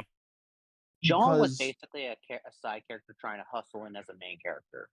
If they Yeah. wanted to give him focus, they needed to give him his own show, his own plot. Like, I think Sneaky's read this back. I don't know about you guys. Silver. Yes, by I animation. think Gave that him full focus. is the original intention, I'm gonna be honest. I think the original intention of adding John in and having his own arc and all of that was have John Team Juniper split off from Team Ruby in terms of writing, and for him to be able to take Team Juniper as a spin-off show and do stuff with that. But the death of Monty basically fucked a lot of shit up because they didn't have anyone that could animate like Monty, even remotely close. So they couldn't do a spin-off show because they couldn't animate their first one already. So I think there's a lot of resentment from Miles. Because, I mean, he's done a really bang-up job of ruining everything that Monty created for and I think that was intentional. I'm not sure because I don't know any of these people in person, and so I believe you. I believe your takes are probably very well reasoned.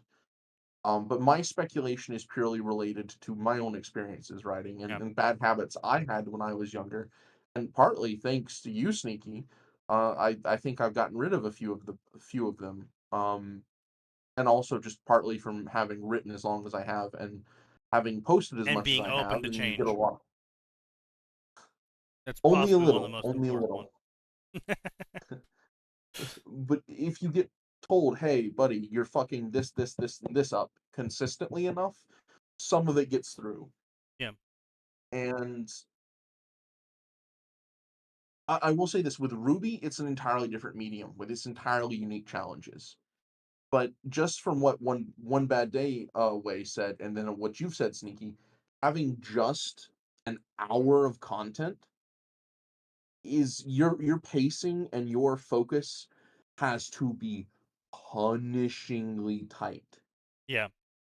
Especially if your original premise of storyline is going to be monster a day, fight a day, sort of episodic format where it's sort of like Family Guy in terms of its consistency, in where there's certain events that do carry over between shows, but more or less it's show, problem, fight occurs, end of episode, and then basically maybe like a character learns a little lesson or gets a little special move out of it, but never gets like really brought up again, and it never really has any relevance in the future. Like that was the original structure of Monty's Ruby. Because that's really what he did back in the day with especially a lot of his old fight animations. It was like, hey, here's cool fight stuff. This is what I want to do. This is what I want to make, and Ruby was the natural outgrowth of that.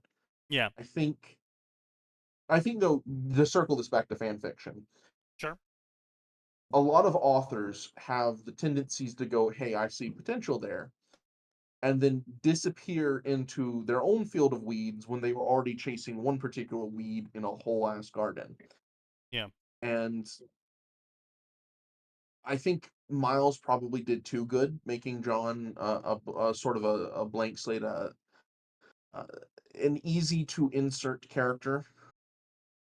And so that's now encourages a lot of fan fiction authors to go, hey, well, basically, I can just shift John around a little and look at that. He's totally not me. And Yeah.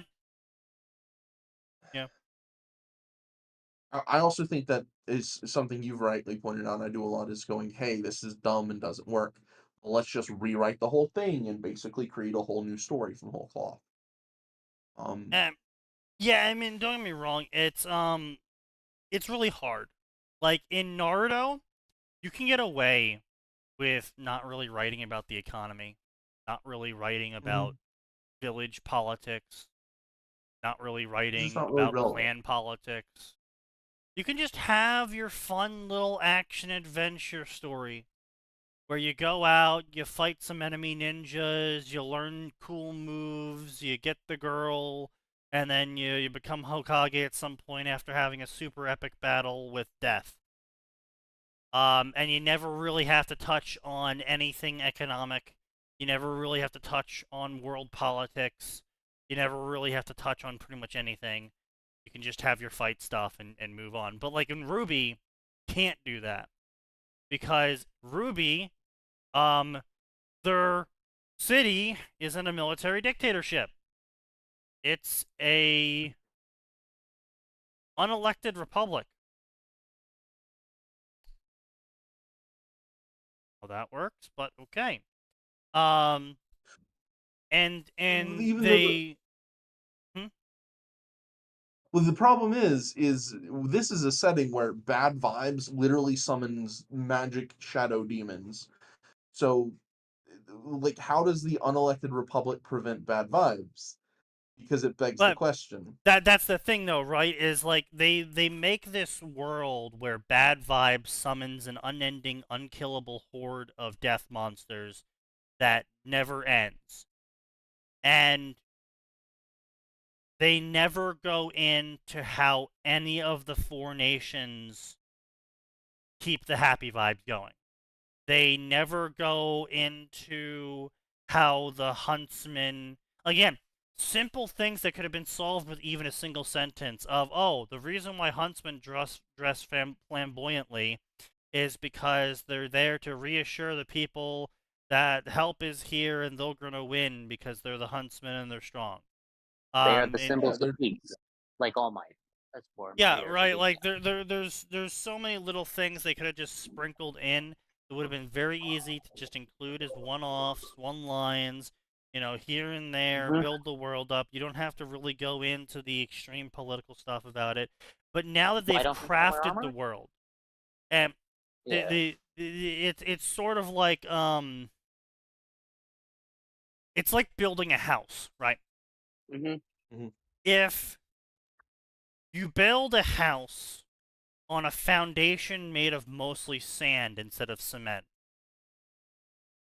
you eventually are gonna have to replace the foundation.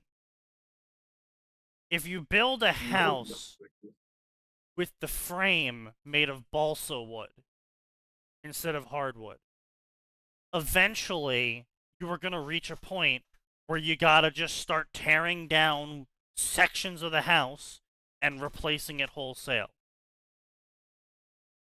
And God forbid you have two floors, and well, you got to replace this wall. You got to take out the whole second floor now. And if you're taking out the whole second floor, you might as well take out the rest of the frame because you already took down most of the house. You might as well take down the rest of it. Just get the whole fucking frame replaced.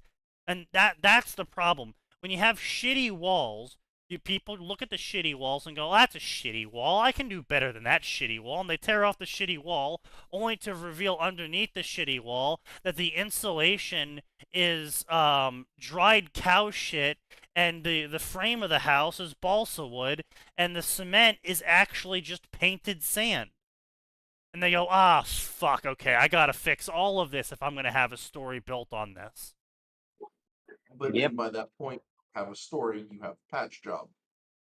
Yeah, I mean, you're no longer doing patch jobs. You're just building your own story at that point, whole cloth, and it just so happens to be heavily inspired by what you originally tried to build on. See, like you pointed out, one line, one scene would have been played. I would have probably done it as, oh, the girls have a class today about costume design and uniforming and da-da-da.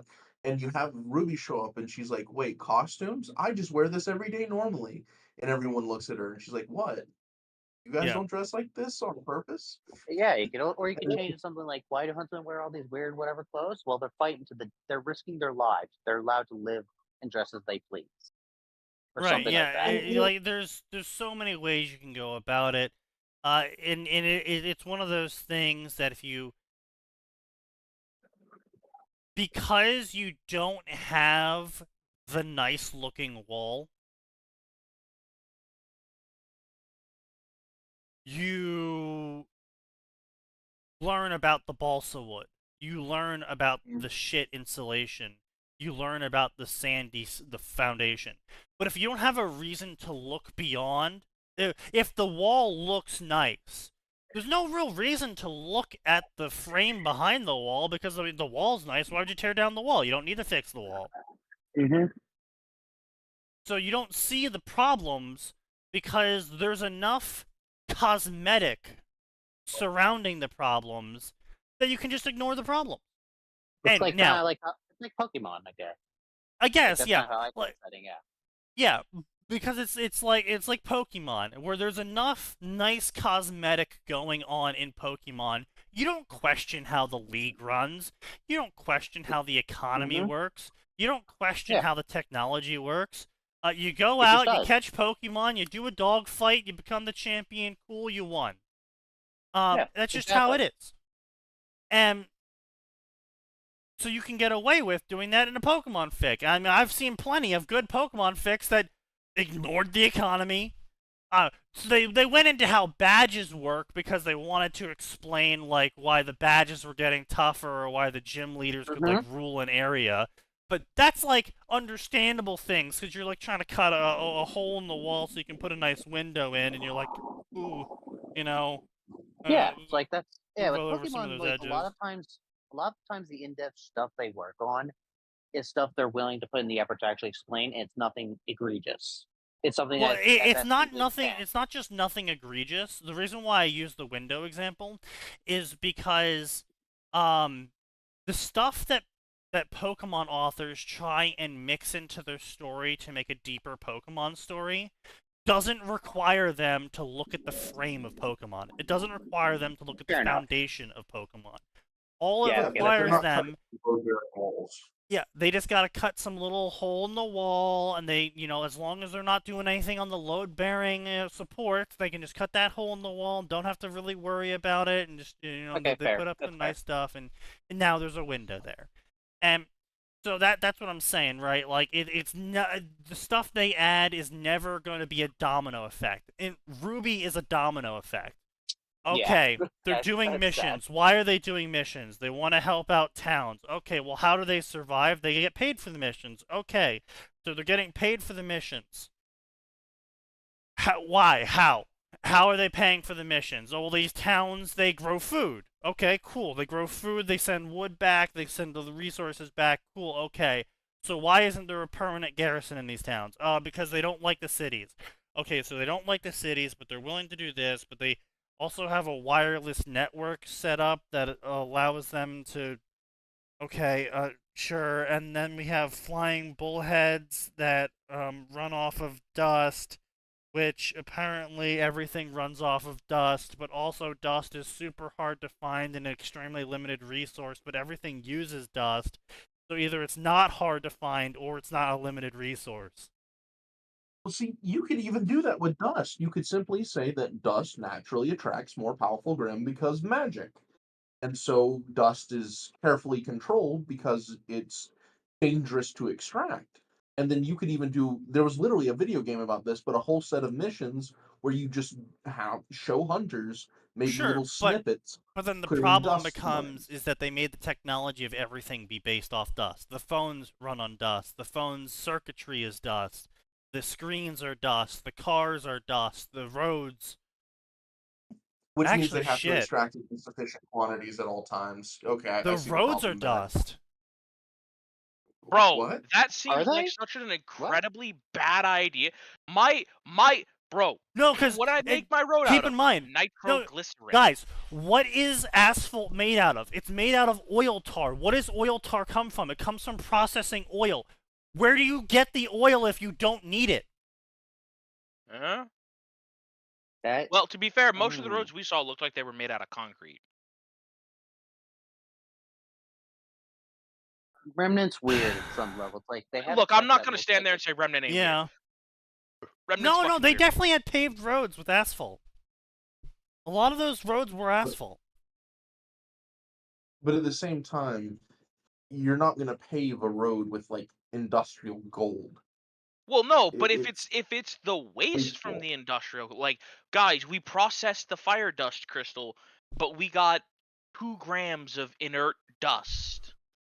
Fucking turn it into like road. it's like it turns like whenever you melt iron with fire dust because of the elemental purity of the fire, it like creates a black slag of the iron remains or some shit, and it makes really tough roads.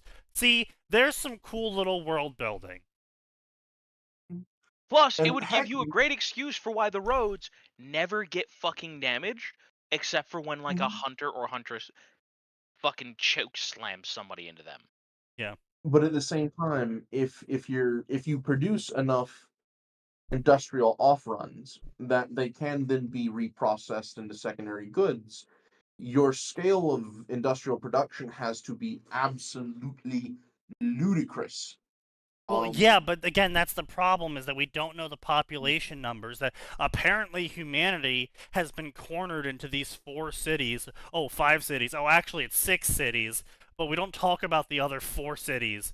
And so anyway, it's actually 6 cities that humanity was cornered into, and it's like the population's actually super low because apparently they can support themselves with some fucking corn that they harvest right next to their industrial sector. And it's a small little section of the city. It's a small little tiny farm that apparently produces enough food for the entire fucking city. But also, there's enough people leaving the city every single month that entire villages worth of people can die off and no one even blinks. They go, oh, that village died, oh well. Village about to say that. 4382 died. The fact that Yang was telling, I think, Crow this, that it is common knowledge that villages go dark. This is not a subtle thing. This is not news. This is just a fact of life. It's just a fact of life that villages every single month, plural, villages go dark constantly, but there's always constantly more people leaving the city to go make more villages. So somehow we have a massive population boom, except actually everyone's fucking gay. I also remember Vale tried to expand because they had an overpopulation problem, but it failed and nothing came of it. Yeah, it failed horribly, except nothing came of it. There was no consequences. They have a massive several-lane highway. They have plenty of space. They're not just a several-lane highway, a 23-lane highway that was raised 15 stories into the air. See, the thing is, though, is that... Go ahead, one. Go ahead. Sorry, the Remnants, like, Vale sets itself up as, like, a modernish city, yet they're supposed to be in, like, a post-apoc world where, as Sneaky said, the extra cities don't count. They all die off. And it's like, what the fuck's going on? Well, the thing is that's an excellent opportunity for environmental storytelling. But I guess because you didn't really have a writer's team that understood what they were doing, and maybe, you know, they just didn't have the experience to get this, do some stuff like Priest or 40K. Give us a massive establishing shot, maybe from Ruby's perspective, of just coming in on the student Zeppelin as you see this immense, hyper-dense mega city with raised walls, auto cannons. Right, it's just like, and then, I mean, also, that's why I made, like, Vale this whole fucking, like, Las Vegas thing, because it's, like, it's supposed to be this goddamn fucking paradise. Because apparently they don't have fucking walls. They just don't have walls. Yep. See, that's dumb. Yeah, there's like, cities don't just have walls for defenses. It's useful for so many parts of infrastructure, especially because you can of, like, build houses teleports. that do not have walls. Yeah, they just straight up don't have fucking walls. It makes no goddamn sense. The island Ruby and Yang are from, which has its own little hunting school, has a forest filled with Grim that Yang pulled her sister in on a wagon with apparently no opposition. Now, to be fair, she did eventually get attacked by a bunch of Grim when she made Ruby cry, but it's like no one stopped her. I think their house actually lives in the middle of the woods, so it's yeah, like, they're in the middle of the fucking woods. They're like super far from civilization. So they live in a grim-infested forest with no security. Yep. And see, the thing is that could be storytelling too, because you could do the whole thing. Well, Grim are attracted to concentrations, and a very small population, you know, literally one or two families every couple of miles, won't attract Grim. And if you have, like, say, there's a so many huntsman ways go to on a tell it. mission, yeah, just have a huntsman go on a regular mission to patrol the area every so often, and there's no problems. But say Sneaky actually, if you when we were talking about this a while back, like we were discussing the whole like lack of security. Sneaky thought that they did patrols in the forest. Apparently, in canon, there's no mention of it. So yeah, I thought they did, but no, they don't. Yeah, there's no official mention in the wiki. That's just like kind of like a fan thing, which they should, but as far as we know, they don't. So it's Oh like, yeah, they also apparently yeah, shut the Jin brings up a great point here as well. Yeah, we need happy vibes so we don't have the immortal demon army spawn on us, but don't mind our slave camps filled with slave labor who we beat regularly and torture. But and they mine our brand. most. Don't forget the brand. Yeah, we also brand them. brand. The custom-made eye brand. Yeah. And also these Bro, slaves. can you imagine how many times they had to do that brand over? You listen. You need to get the brand over the entire face, but not on the eyes, because if they're blind, I can't make them work. Right. And then you gotta keep in mind that these slave camps, yeah, they are untrained slave labor. They like to mine this one substance that's so important that it's taken over every other niche that any other metal in existence besides iron has. Yeah, it's taken over every I just wanna say mineral. this. Huh? I hate the slave labor thing so much. Yeah. That more than anything else pisses me off for the simple reason that they have literal humanoid robots. Like Oh yeah, these we've guys have. commented on that. We've harped on that. Also, But it also makes Oh. no yeah. fucking sense. It makes no sense to have slave labor in a world where being sad kills everyone. It just But triggers me. they mine It triggers explosive me. rock man. with pickaxe. Yeah, I'm gonna go mine an explosive rock with a pickaxe. Also, I get regularly beat every single day, and I have no enjoyment in my life, and all I have to look forward to is getting beat more tomorrow as I mine these highly explosive rocks, surrounded by other highly explosive rocks. Surely I will not commit suicide by purposely detonating this entire mine of highly explosive rocks because I am a slave labor being beaten every day. No. Nah. He's gonna just slave away. It's just so tiring. Yeah, Ruby just has so much wrong with it that like trying to fix you kind of either have to forget the problems or just kind of gloss over them because you're not going to be able to fix them. Well, you without, have like, to as do Sneaky what said, Silver rethinking it all. does. Like, the only way to write a Ruby story without doing a fucking fix-it on everything is you have to do what Silver does, which is where you completely ignore the entirety of Ruby, and you fuck off into the middle of nowhere and have John think about specks of dust and aura. Yeah. So, it's... So, I remember when Monty first started doing his like Final Fantasy 14 fight Dead animations. Fantasy. Right, yeah. Dead Fantasy. Yeah, Dead or Alive or And- Final Fantasy shit. It was great. Yeah.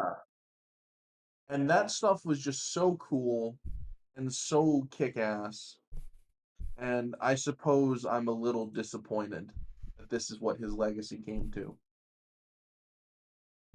Well, you know, unfortunately, it's a mistake that too many people make too often, in that they believe that the people around them are human beings who would respect their wishes.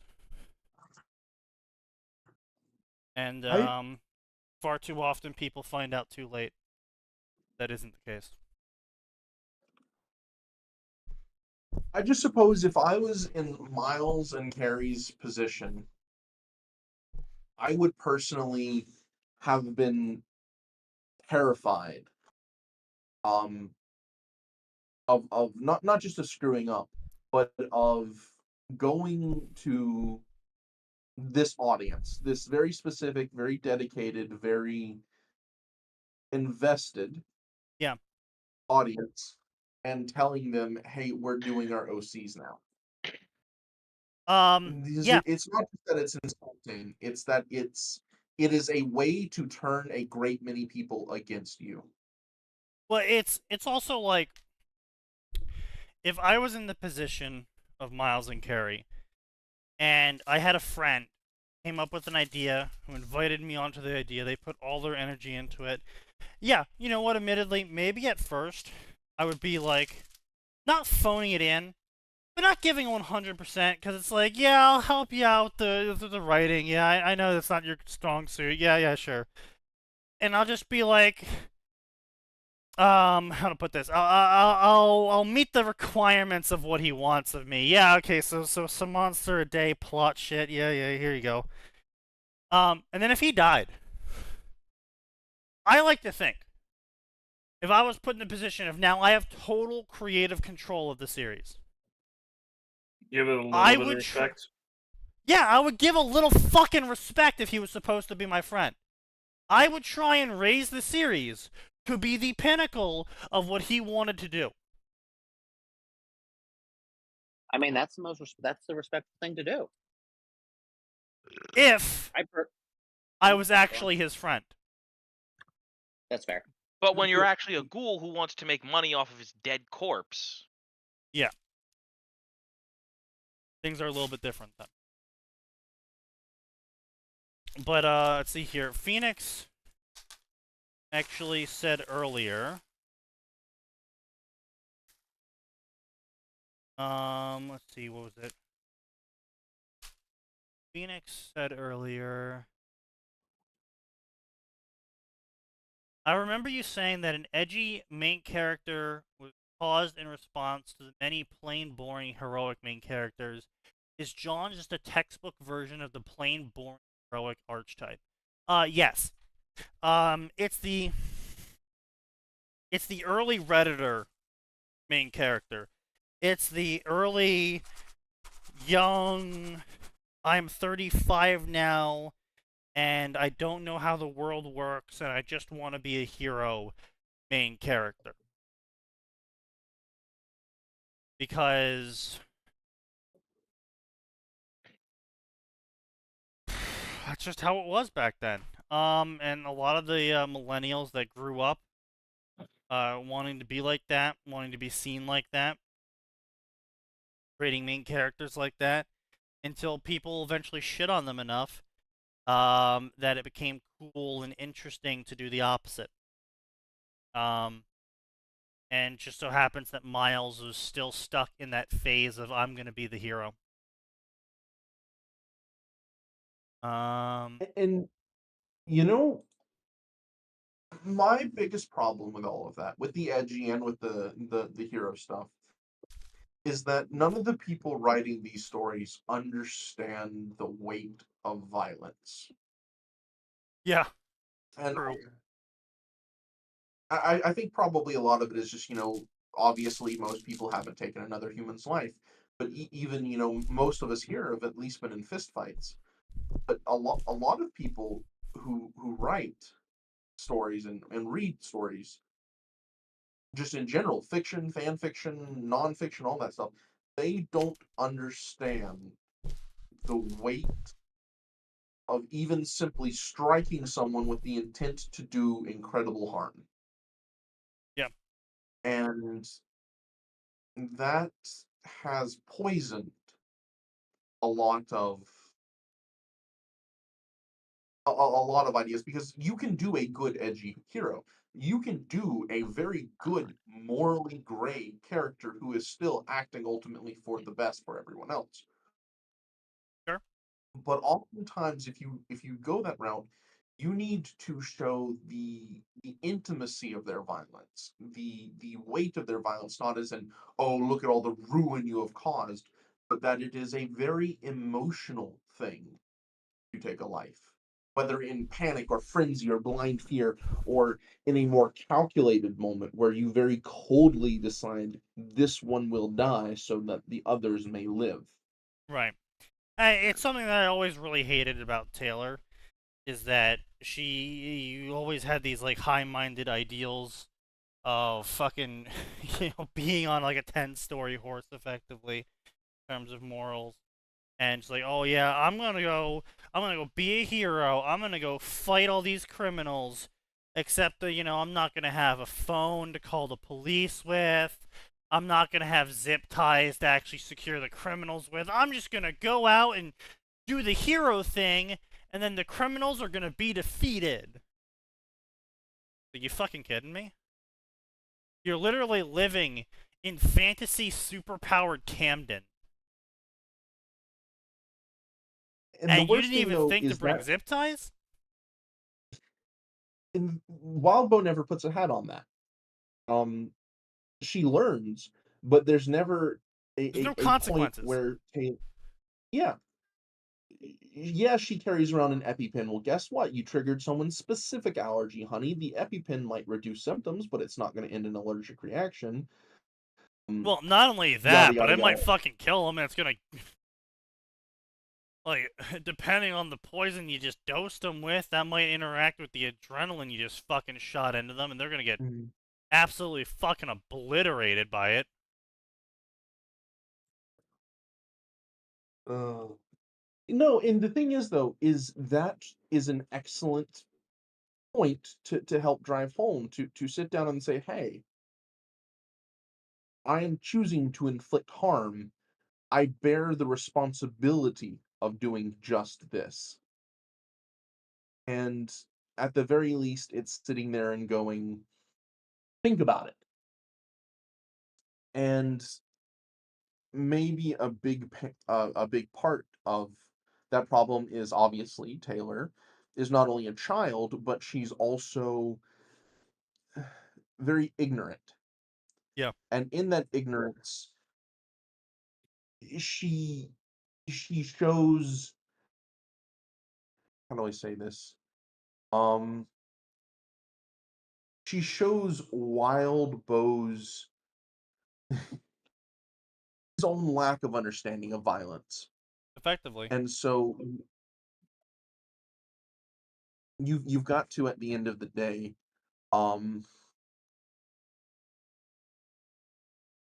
really not just accept that there are certain things that can and cannot be done, but I don't believe there was ever a moment where Taylor looked into someone's eyes as she drove a knife into their chest. She killed at a distance when she killed. I mean, I think she looked at the baby when she shot it, but that's about it.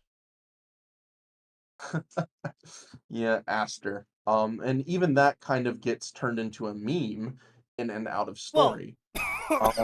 Yeah, but also at the same time, she spent a fucking shit amount of time justifying of like, oh, you know, like we can't save this one baby at the cost of all human life. Oh, I have to do that. It's like the good thing to shoot her. Guys, I don't want to kill the baby, but I mean, look at it. It's right there. Gotta do it for all of humanity, right? And the thing is, though, is that could have been done right. It's simple. Have Taylor simply go bang. And And then you know what? kill the child. Bang, And have and people then go, give what the me a fuck? scene where Taylor is breaking down going, guys, I killed a baby. What the fuck is wrong with me? Well, no, you just have her go into the toilet, puke her guts out, wash her face, put her hair back up, and then get back to work. Because she is at the point where she no longer views anything as I have choices, I have options. Everything is now Well, I I mean, must. yeah, I I mean, must. it could also be a scenario where she like, you know, like at some point confronts Alexandria. Wait, did she kill Alexandria? Mhm. Yeah.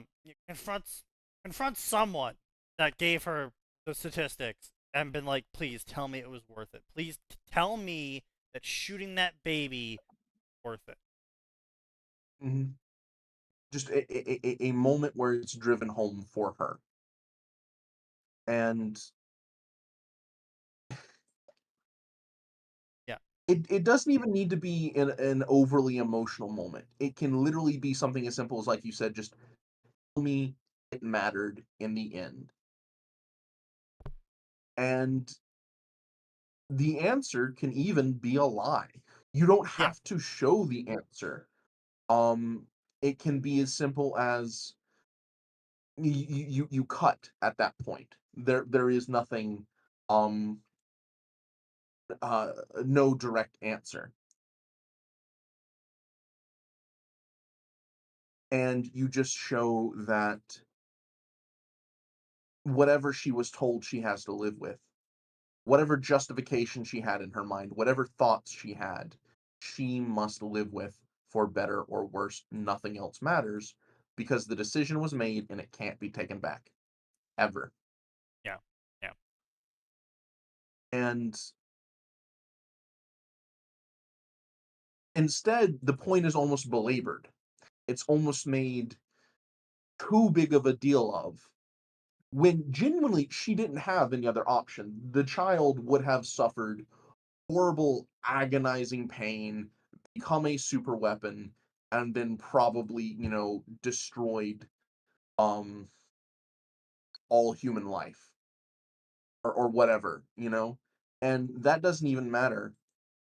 Because it feels like she's trying to justify what should not have been justified, because it is not a matter of justification. It should Yeah. simply be what is. Yeah. And Yeah, when your goal is to justify the baby killing, you've already lost.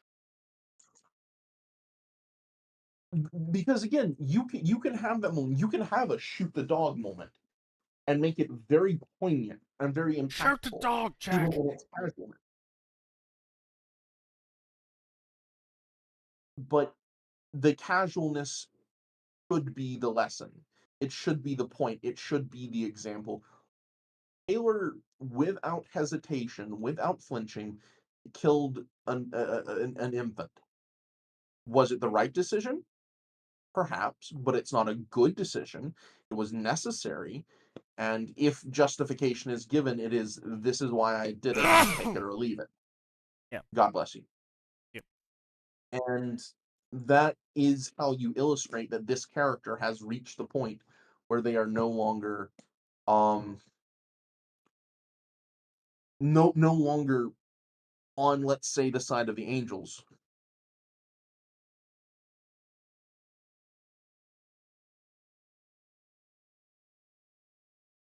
Yeah, no, I mean, yeah. Yeah. And the thing is we are told worm canon is on rails. If it happens literally any differently, more people die.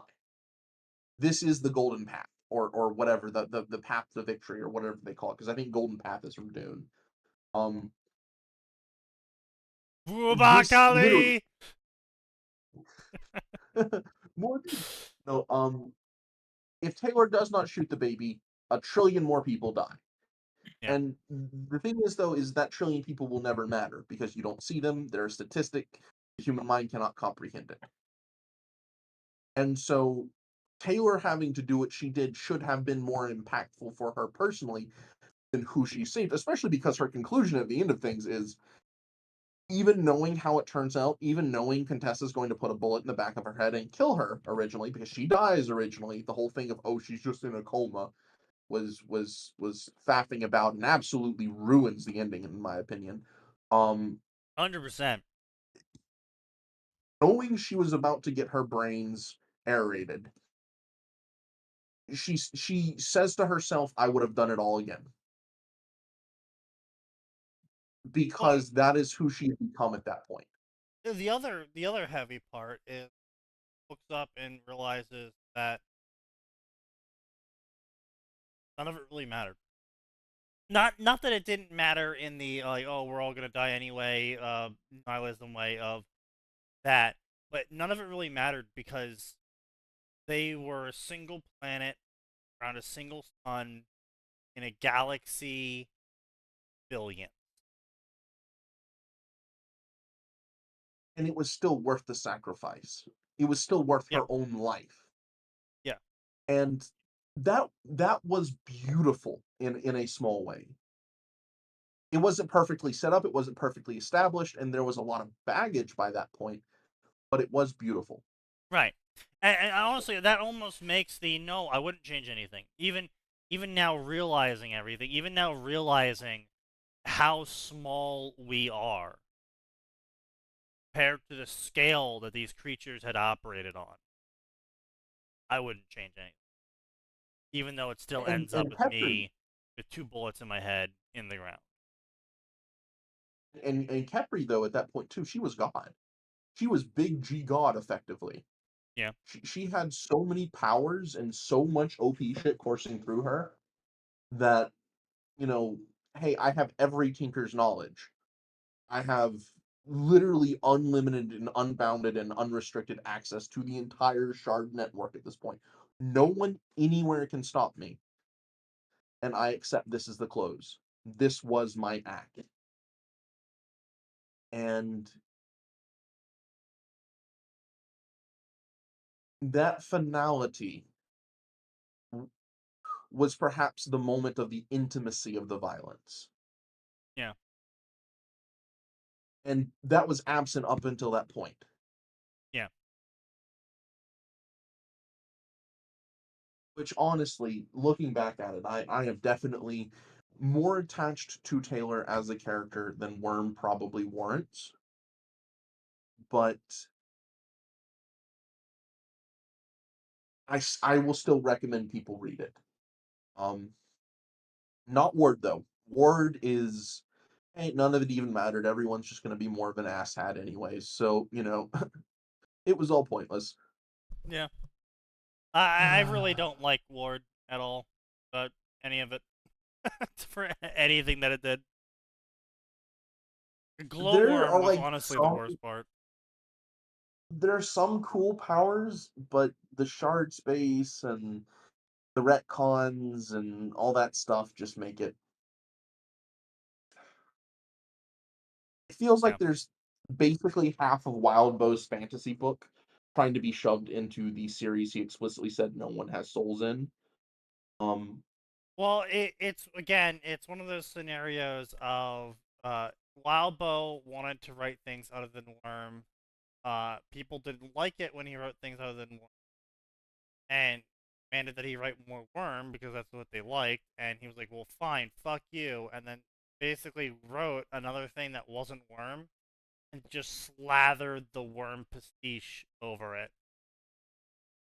And in doing so, only somewhat literally cucks Taylor by having her best friend, well, basically only real friend by the end, end up with Victoria's best friend.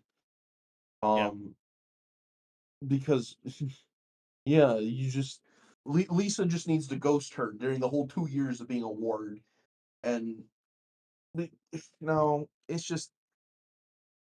I'm attached to Taylor. I'm a simp. I wasn't really a super big fan of everyone having stands that fought in the Shadow Realm. That was Shard. That's why I said this was him trying to put half of his fantasy book in it. I think honestly, he did a Ubisoft. The current game is just a beta test for the next game. Ward was just a beta test for his other stuff.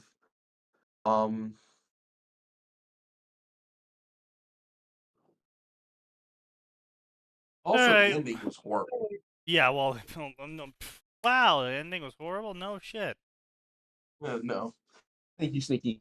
I'm sorry we didn't get into fanfiction much at the end. I seem to cause. Oh no, I was gonna close, bro. Before you showed back up, I was literally about to close out. I was just like, this shit's fucking boring. None of this fanfiction I can even make fun of. It's all mediocre dog shit. Not even funny mediocre dog shit.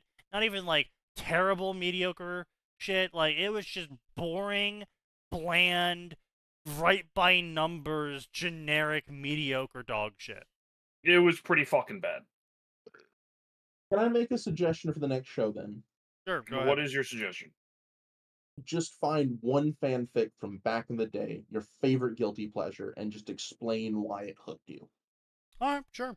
Actually, we could do, like, just, oh, hey, here's a good fanfic instead of the fucking garbage we've been reading the whole time. See, we could do that, except this is called Fanfiction Contempt Theater 9007. That's why we don't typically do good fanfics. The only problem, Sneaky, is if you're wallowing in shit every day, it eventually gets in you, you know? No. And see, that's why I wear overalls. I understand what you're saying. He's being facetious. The thing is, I used to live on a farm, a working farm. I know exactly what that's like, but no, it's just there's love for fanfiction in you, and maybe I'm overstepping my bounds a little bit. No, there absolutely is, and someone else, I think it was Asmongold actually said this, and I 100% back him. on this, if that's what he said. For me to hate something, I have to have originally loved it. You've got to like, have passion. yeah, there's gotta have been something there that made me want to hate it instead of love it. Like, if I didn't care, like, I don't care about Ubi Shit's latest slop fest. It's generic slop, garbage. It's stupid. I don't even hate it. I'm apathetic towards it. I don't look for news about it. I don't go out of my way to hear about it. I'm not gonna buy it. I'm not gonna play it. I honestly, I can't even remember the names of some of the shit they've put out in the past couple years. So, it's like, I don't feel I anything agree about it. wholeheartedly.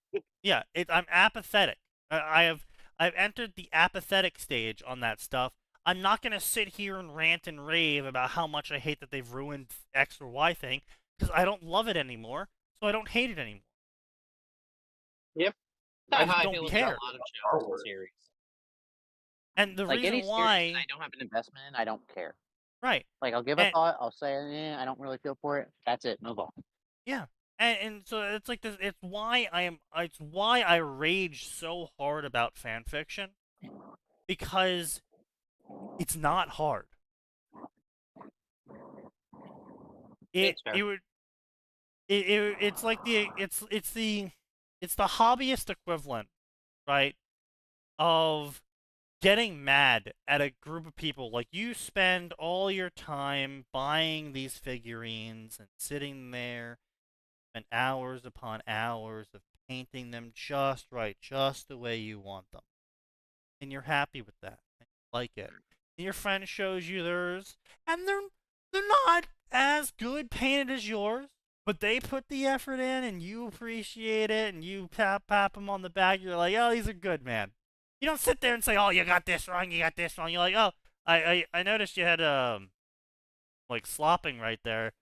And he goes, oh, yeah, you know, I put too much paint on the brush. Oh, yeah, okay. And that's it. You leave it at that. But then along comes some fucking shit cake. And he's like, yeah, well, I have my figurines too. And you don't even know what the figurines are. There's just so much slopped paint on, you can't tell if it's a Chaos Marine, an Orc, or it's supposed to be a tank. There's just it's just a block of paint at this point. You don't even know where the figurine is inside it. And you're like, well, what's it supposed to be? Obviously, it's an Eldar. Ugh! You're so mean. Like, no, you just fucking suck at fucking painting. And you know what That's the why worst you- part I'll say- is? There's a solution for those people. There's the solution that I did, which is you find someone who's good at painting, and you say, hey, I don't need a great job. I just need a good job. Yeah, and well, it's not just that, though, right? It's like, it's one thing to be bad at painting and then be like, ah, shit, I'm bad at painting. I gotta find someone else. That's one thing. It's another thing to be like, ah, shit, I'm bad at painting.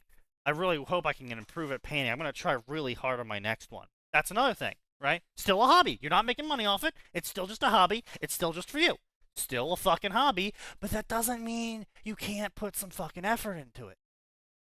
And then, but the problem is to keep this equivalency going, is you have these people who have these slop buckets of paint mashed onto a figurine. You can't even tell what the figurine is anymore. You tell them you can't tell what the figurine is anymore. What's it supposed to be, an Imperial Guardsman? No, it's an Orc, obviously. Can't you tell? Nose. No, I fucking can't. Find the Space Marine. No, Nose, you know the Space Marine. No, I know the Space Marine. That's why I'm using that as an example. Where it looks like a fucking Nurgle Marine. It's for Remember, the remember everyone, thin your paints. See, yeah. when I See, was a kid, I it's not played for you. Imperial It's for Guard. everyone else. But point being though is that they yeah, right, exactly that. Like my character's faces looked like thumbs. Yeah. But also I was a kid, so people didn't care nearly as much. Right, exactly. But like the thing is though, it's not just them doing it badly. It's them doing it horribly. running out in front of demanding you everyone say it's and good. going, look what I did! Look how great I am at painting! Look how great I am at painting! And if you say if you tell them they're not good at painting, that's a pretty bad job, and that there's ways they can improve, they start just screaming in your face and shitting themselves. And then, to make it worse, they run back to their friends, they tell all their friends about how you were being mean to them, and all of their friends are like, oh my god, that's ridiculous, your paintings are so great, dude, and they all take out their figurines, and they're the exact same fucking thing, a slop-covered figurine that is so encased in paint, you can't even tell what the original figure is anymore. And they all sit there and scream and shit themselves. And then the adult comes up to you and goes, I can't believe you were being mean to them. I think you need to leave. And it's just like, I just said they could do better. That adult isn't there to make sure everyone has a good time. They're there to manage the problem. Yeah, exactly. And that's why I get so burnt up about fan fiction, is that it's hard to write a great story. It's not hard to write a good story. I don't ask people to be fucking Tolkien. I don't ask people to be Jim Butcher. I don't ask people to be J.K. Rowling. I don't even ask people to be J.K. Rowling. I mean, you really shouldn't ask them to be J.K. Rowling. She made the fucking Harry Potter series. Did something right. And I'm not asking people to be the next great big hit author. I'm asking people to claim to be fans of Naruto, fans of Harry Potter, to be fans of Bleach, to when they are creating their story that they want to share with the world. Because again, if you want to make your fucking Naruto AU coffee shop, gay sex, cops and robbers, Sasuke and Naruto fic, and you just keep it on a Word document, and you just keep adding to it every single day in that Word document, and no one but you and God sees it, alright, I don't care. But if you want to go out and print copy after copy off of it and start handing it out to everyone that walks fucking by you, saying, guys, check out my cool Naruto story, it's a really cool Naruto story, and I take one of your handouts and I look at it and I go, well, where's Naruto? And then they start screaming and shitting themselves at me.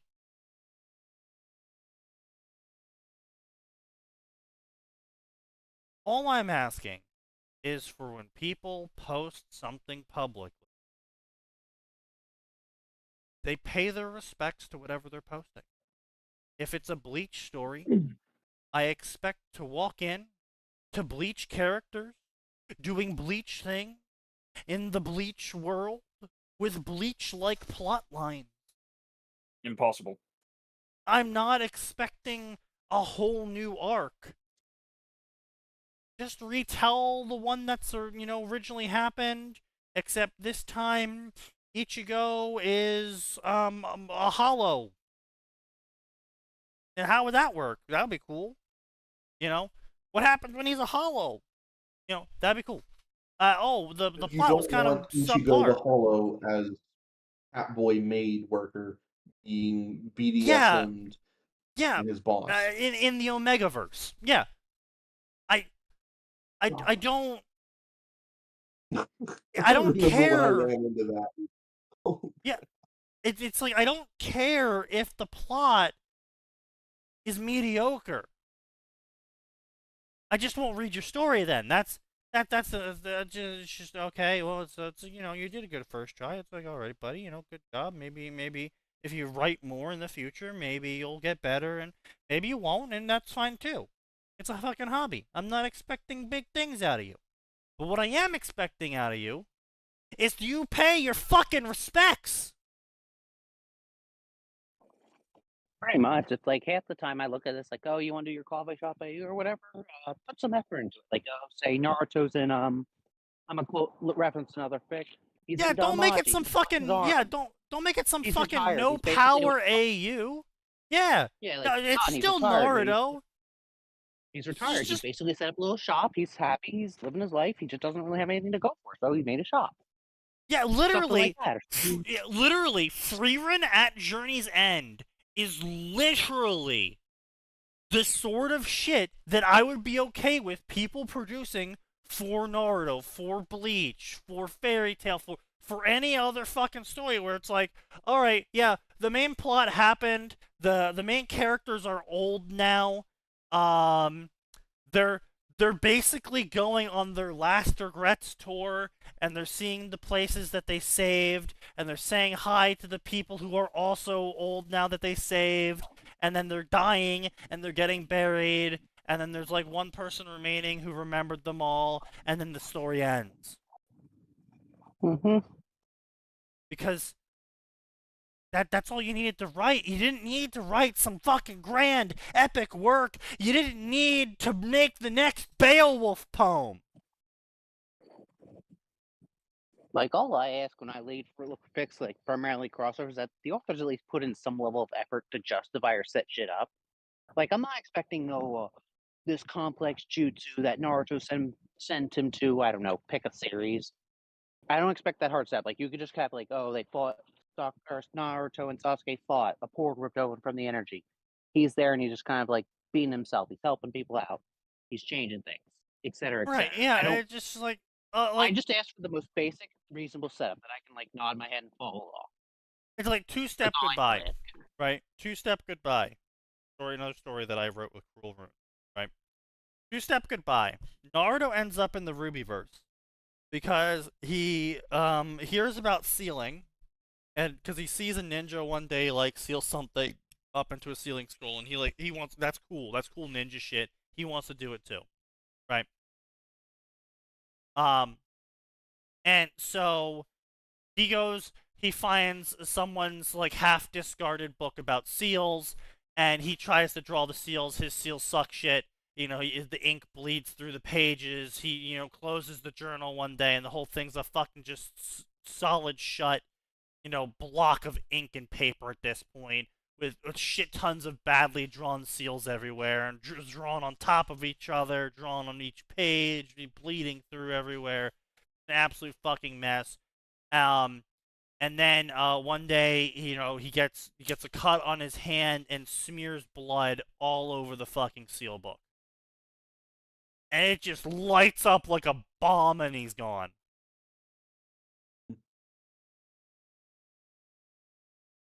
That's a perfect flavor. What's up? I didn't need to explain any fucking jutsus. I didn't need any fucking random omnipotent beings being like Gazap. It's just gone. He's there. He's now somewhere else. He's not getting back. It's just what it is. And how does things play out?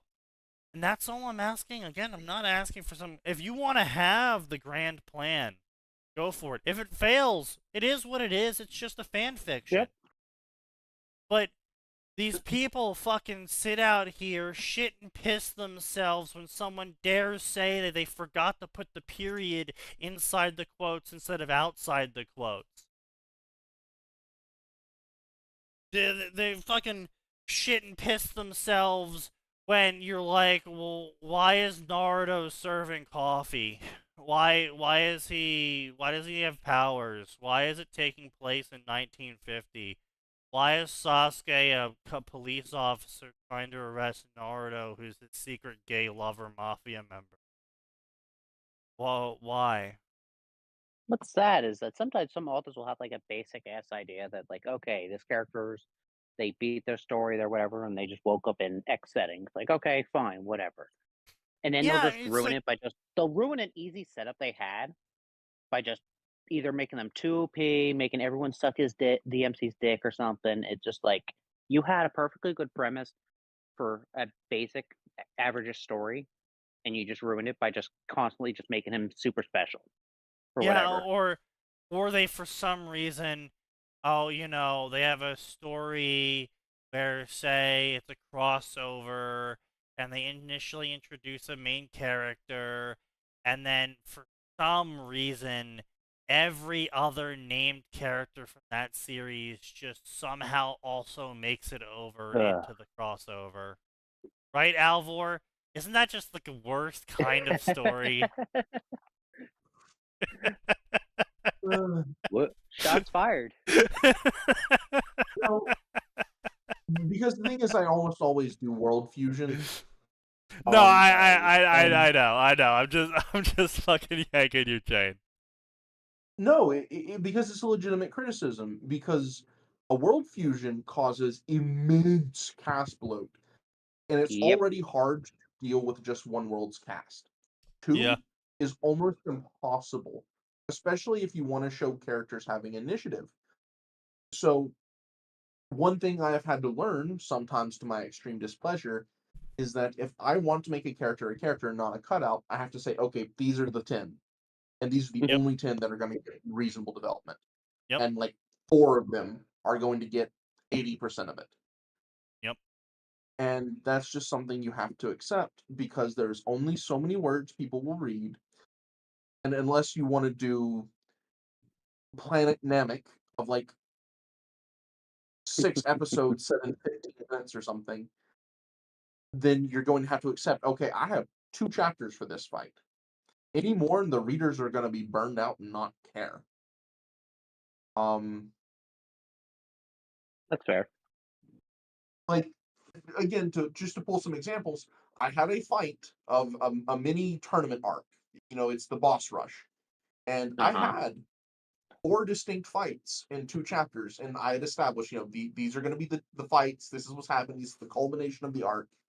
And I already had readers saying at the end of the 2nd chapter, hey, I really hope stuff other than fights come up. It's getting a little samey. And when I try to do big fights, I have to make them small. Because early on in my writing career, I tried to give. I think this is one of the first fanfics I wrote, and it was a Naruto fanfic, and I tried to write the same battle from 2 points of view. Yep. Yep. And it ends up That sounds. Don't Yeah, worry, yeah, I'm trying to Alvor. show you I've how seen painful. people try and I remember one story that wrote the same fight from 8 different points of view. I'm sorry. What? Yep. Took Yeah, us because 12 each point of view is chapters just to showing get how past each the fight. section of the fight developed. Yeah. I would rather read 8 different point of views of the after fight reflecting on it. No, see, Then they did that read- next as well. They did 8 point of views of the fight, and the next 8 chapters was the after battle 8 point of views as well. It was the worst shit ever. Nah. It took so long for the story to get anywhere ever because it rehashed the exact same scene, but from different perspectives. 8 times. That's just And cringe the as fuck. problem is, well, no, because in your mind as an author, especially if you are into fights, you can see these very specific maneuvers, actions, and reactions, and you want to explain that. And then also, readers a lot of the time are just dumb. They don't pay attention to things. Yes. And so then you have to handhold them and walk them through it. So even with just 2 points of view, it took a scene I could have done in 1 extra length chapter, you know, maybe 8,000 words, and it dragged it out into 3 because each time I'm switching points of view, it is now all of a sudden, okay, well, I need a transition and I need to have a good point to switch. And with each switch, then I need to transition back, and that adds extra characters. It takes you out of the Honestly, flow of each section. I think the best way to learn from having multiple points of view during a high action scene is if you're gonna do it. I mean, personally, I say don't. Right? That's It's me possible, personally. but it's not cost But effective. if you're gonna do it, Not word effective. take after like people like name Steve Jackson, right? Like how he did Lord of the Rings, where it was a panning and snapshots of different characters. The battle is ongoing the entire time. The battle is one continuous battle. but it's just showing different moments from the different characters doing things to connect the timeline of the battle. It's I never. gotta go. My dogs are freaking out. Yeah, sure. It's never rehashing anything. It's never going over something that already happened from someone else's point of view. It is one continuous stream of scenes that are telling various perspectives of the battle. One thing that is very useful, if you do that, is take complete and total mooks and randos that you can immediately kill, and show that you have your great MC off in the distance butchering people by the dozens, and then they just get snuffed out like that. And you can build up for, say, 500 words, and then they just die. They just end to the next point of view. Because it doesn't matter that the life story of the orc trying to form a pike wall against the charging Rohirrim doesn't matter. He is there to show you the horror of being on the receiving end of a massive cavalry charge, Exactly. not to. Yeah, he's not supposed to be the next fucking Sauron. The home life of the orc hordes does not actually have relevance to the story. Yeah. Shots fired, rings of power. Come at me, bro. Yeah. But yeah, so it's it's a mistake I see a lot of people make. It's a mistake I see a lot of published stories make.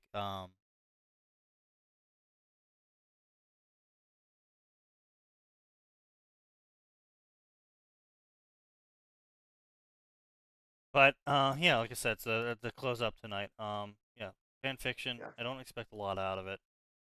What I do expect out of it is that if you are a supposed fan of a fiction, that you pay the respects due fiction writing or that fandom fan of, supposedly.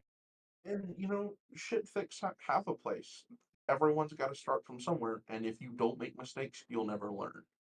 Yeah, and I don't blame people for their Gary Stu fix. Well, it can be fun, indulgence. Well, sure, it can be fun, but I mean, like that's the initial ground. That's the daydream that everyone has. If I'm gonna kick the door down and shoot all the bad guys and save everyone because I'm cool. Like that's I don't. Candy is tasty. Candy Yeah. for every meal gets your feet cut off. Yeah. Yeah, exactly, and that's just it's just like it's one thing if you do it, and it is what it is. But if you have 85 stories over the course of the past 10 years, and every single one is an uncompleted Gary Stu fic where you're kicking the door down, shooting all the bad guys, and saving the girl, and everyone says you're great and amazing, then I am going to start giving you shit. Yeah, you're wallowing. You're not growing. And what's the difference between your first fic and your current one if they're just going to end up the exact same way?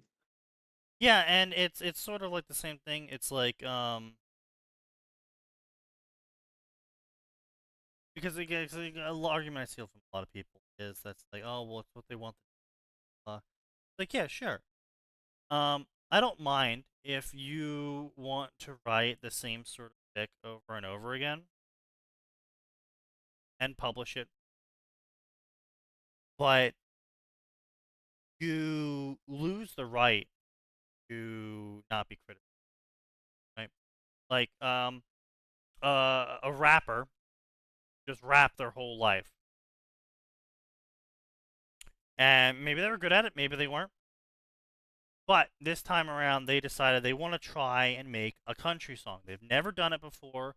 They were always sort of interested in country, but they just want to try and make a country song now. Okay.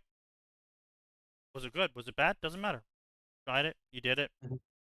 And if people tell you it's bad, accept that. You don't sit there, piss and shit yourself, say how you've been writing for 15 years and you're just doing it to enjoy. And no. Not part of the deal. You If you put posted something this out there, you publicly. gotta expect flack. Yeah. It just is what it is. I'm not saying it's good. I'm not saying it's bad. But it is what it is. It's necessary. Life. If you want to write 15 years of coffee shop AUs that take completely in place in the normal universe, and it's always some convoluted reason as to like, Harry Potter starts up a coffee shop because it's the only building that wasn't taken from him when his land was seized from the greedy goblins, and so he wants to honor his parents by running a fucking coffee shop. Okay, cool. Hell, You the thing buddy, is, you is enjoy the if coffee you- shop I use, but you know. You could do that very simply. Literally, just one scene, Harry before he goes to Hogwarts. Hey, kid, what are you doing? Oh, I'm hiding from my bullies, sir. Well, shit, you look underfed. I've got some stale coffee shop stuff. And, well, Harry grows up loving patisserie work. And, now all of a sudden he's really interested in potions. And so Right, Snape yeah, reacts to him yeah, sure, there's openly. dozens of You ways can you do can shit. fit it into an actual story, but I mean, if you just want to fucking write the generic, rom-com Hallmark movie, just smash right into them already owning the store, already being a coffee shop owner, making coffee and whatever, and it's some generic slice of life rom-com, copy paste garbage. It's again, it's whatever, but that's that exists in its own realm. That's separate from the realm of like the Gary Stews. Like when a 7-year-old tells you that they're gonna beat the bad guy and save the day, be the hero because they're awesome and cool and they have anti-bad guy laser vision, you pat them on the back and say, "I'm sure you will, buddy." When a 35-year-old guy tells you that they're gonna beat the bad guys and save the day because they have anti-bad guy laser vision, you look at him and you go, "What the? Really, bro? Really, bro? Really?" Yeah, Really? because it's Arrested Development. Like, Yeah. this circles back to social ills and, fucking real world stuff. But Yeah. when you have people who have informed their politics, their morals, and their virtues from young adult fiction, then you run into the issue of, well, why can't I just save the day with my anti-bad guy vision? Why can't I just do what I think is right? Et cetera, et cetera, et cetera. And that's how you get crazy people who do crazy things and believe crazy things. And when people believe crazy things, they write crazy things. And I'm not even talking about religion or actual real world voting patterns. I'm talking about authors who have the same system of moral logic they had when they were 11, and now they're explaining why it's totally okay to use mind control to violently murder their political enemies because they're literally fascist. Like, I read a story, and this wasn't even a poorly written story, but it just almost out of left field, the author was like, if Orange Man had won election, then the characters would have literally used mind control to murder their in-story political enemies because no isms. And like it was just like, whoa, none of this was set up. Like holy crap. Yeah. Yeah, no, unfortunately, that's what it is, yeah. The Lord of Land of Fire or something? No, this was a Harry Potter fic. And it was, again, this was like, 8 years ago. Jesus Christ. No, only 5. Only 5. Or it may have started 8 years ago, but this only happened like 5 years ago. And the author has established like this story as being about like moderate political reform from the point of view of after Hogwarts, where people are basically going, hey, there's some screwy stuff here, but we literally defeated Voldemort. We literally defeated the bad guy. Let's make things marginally better.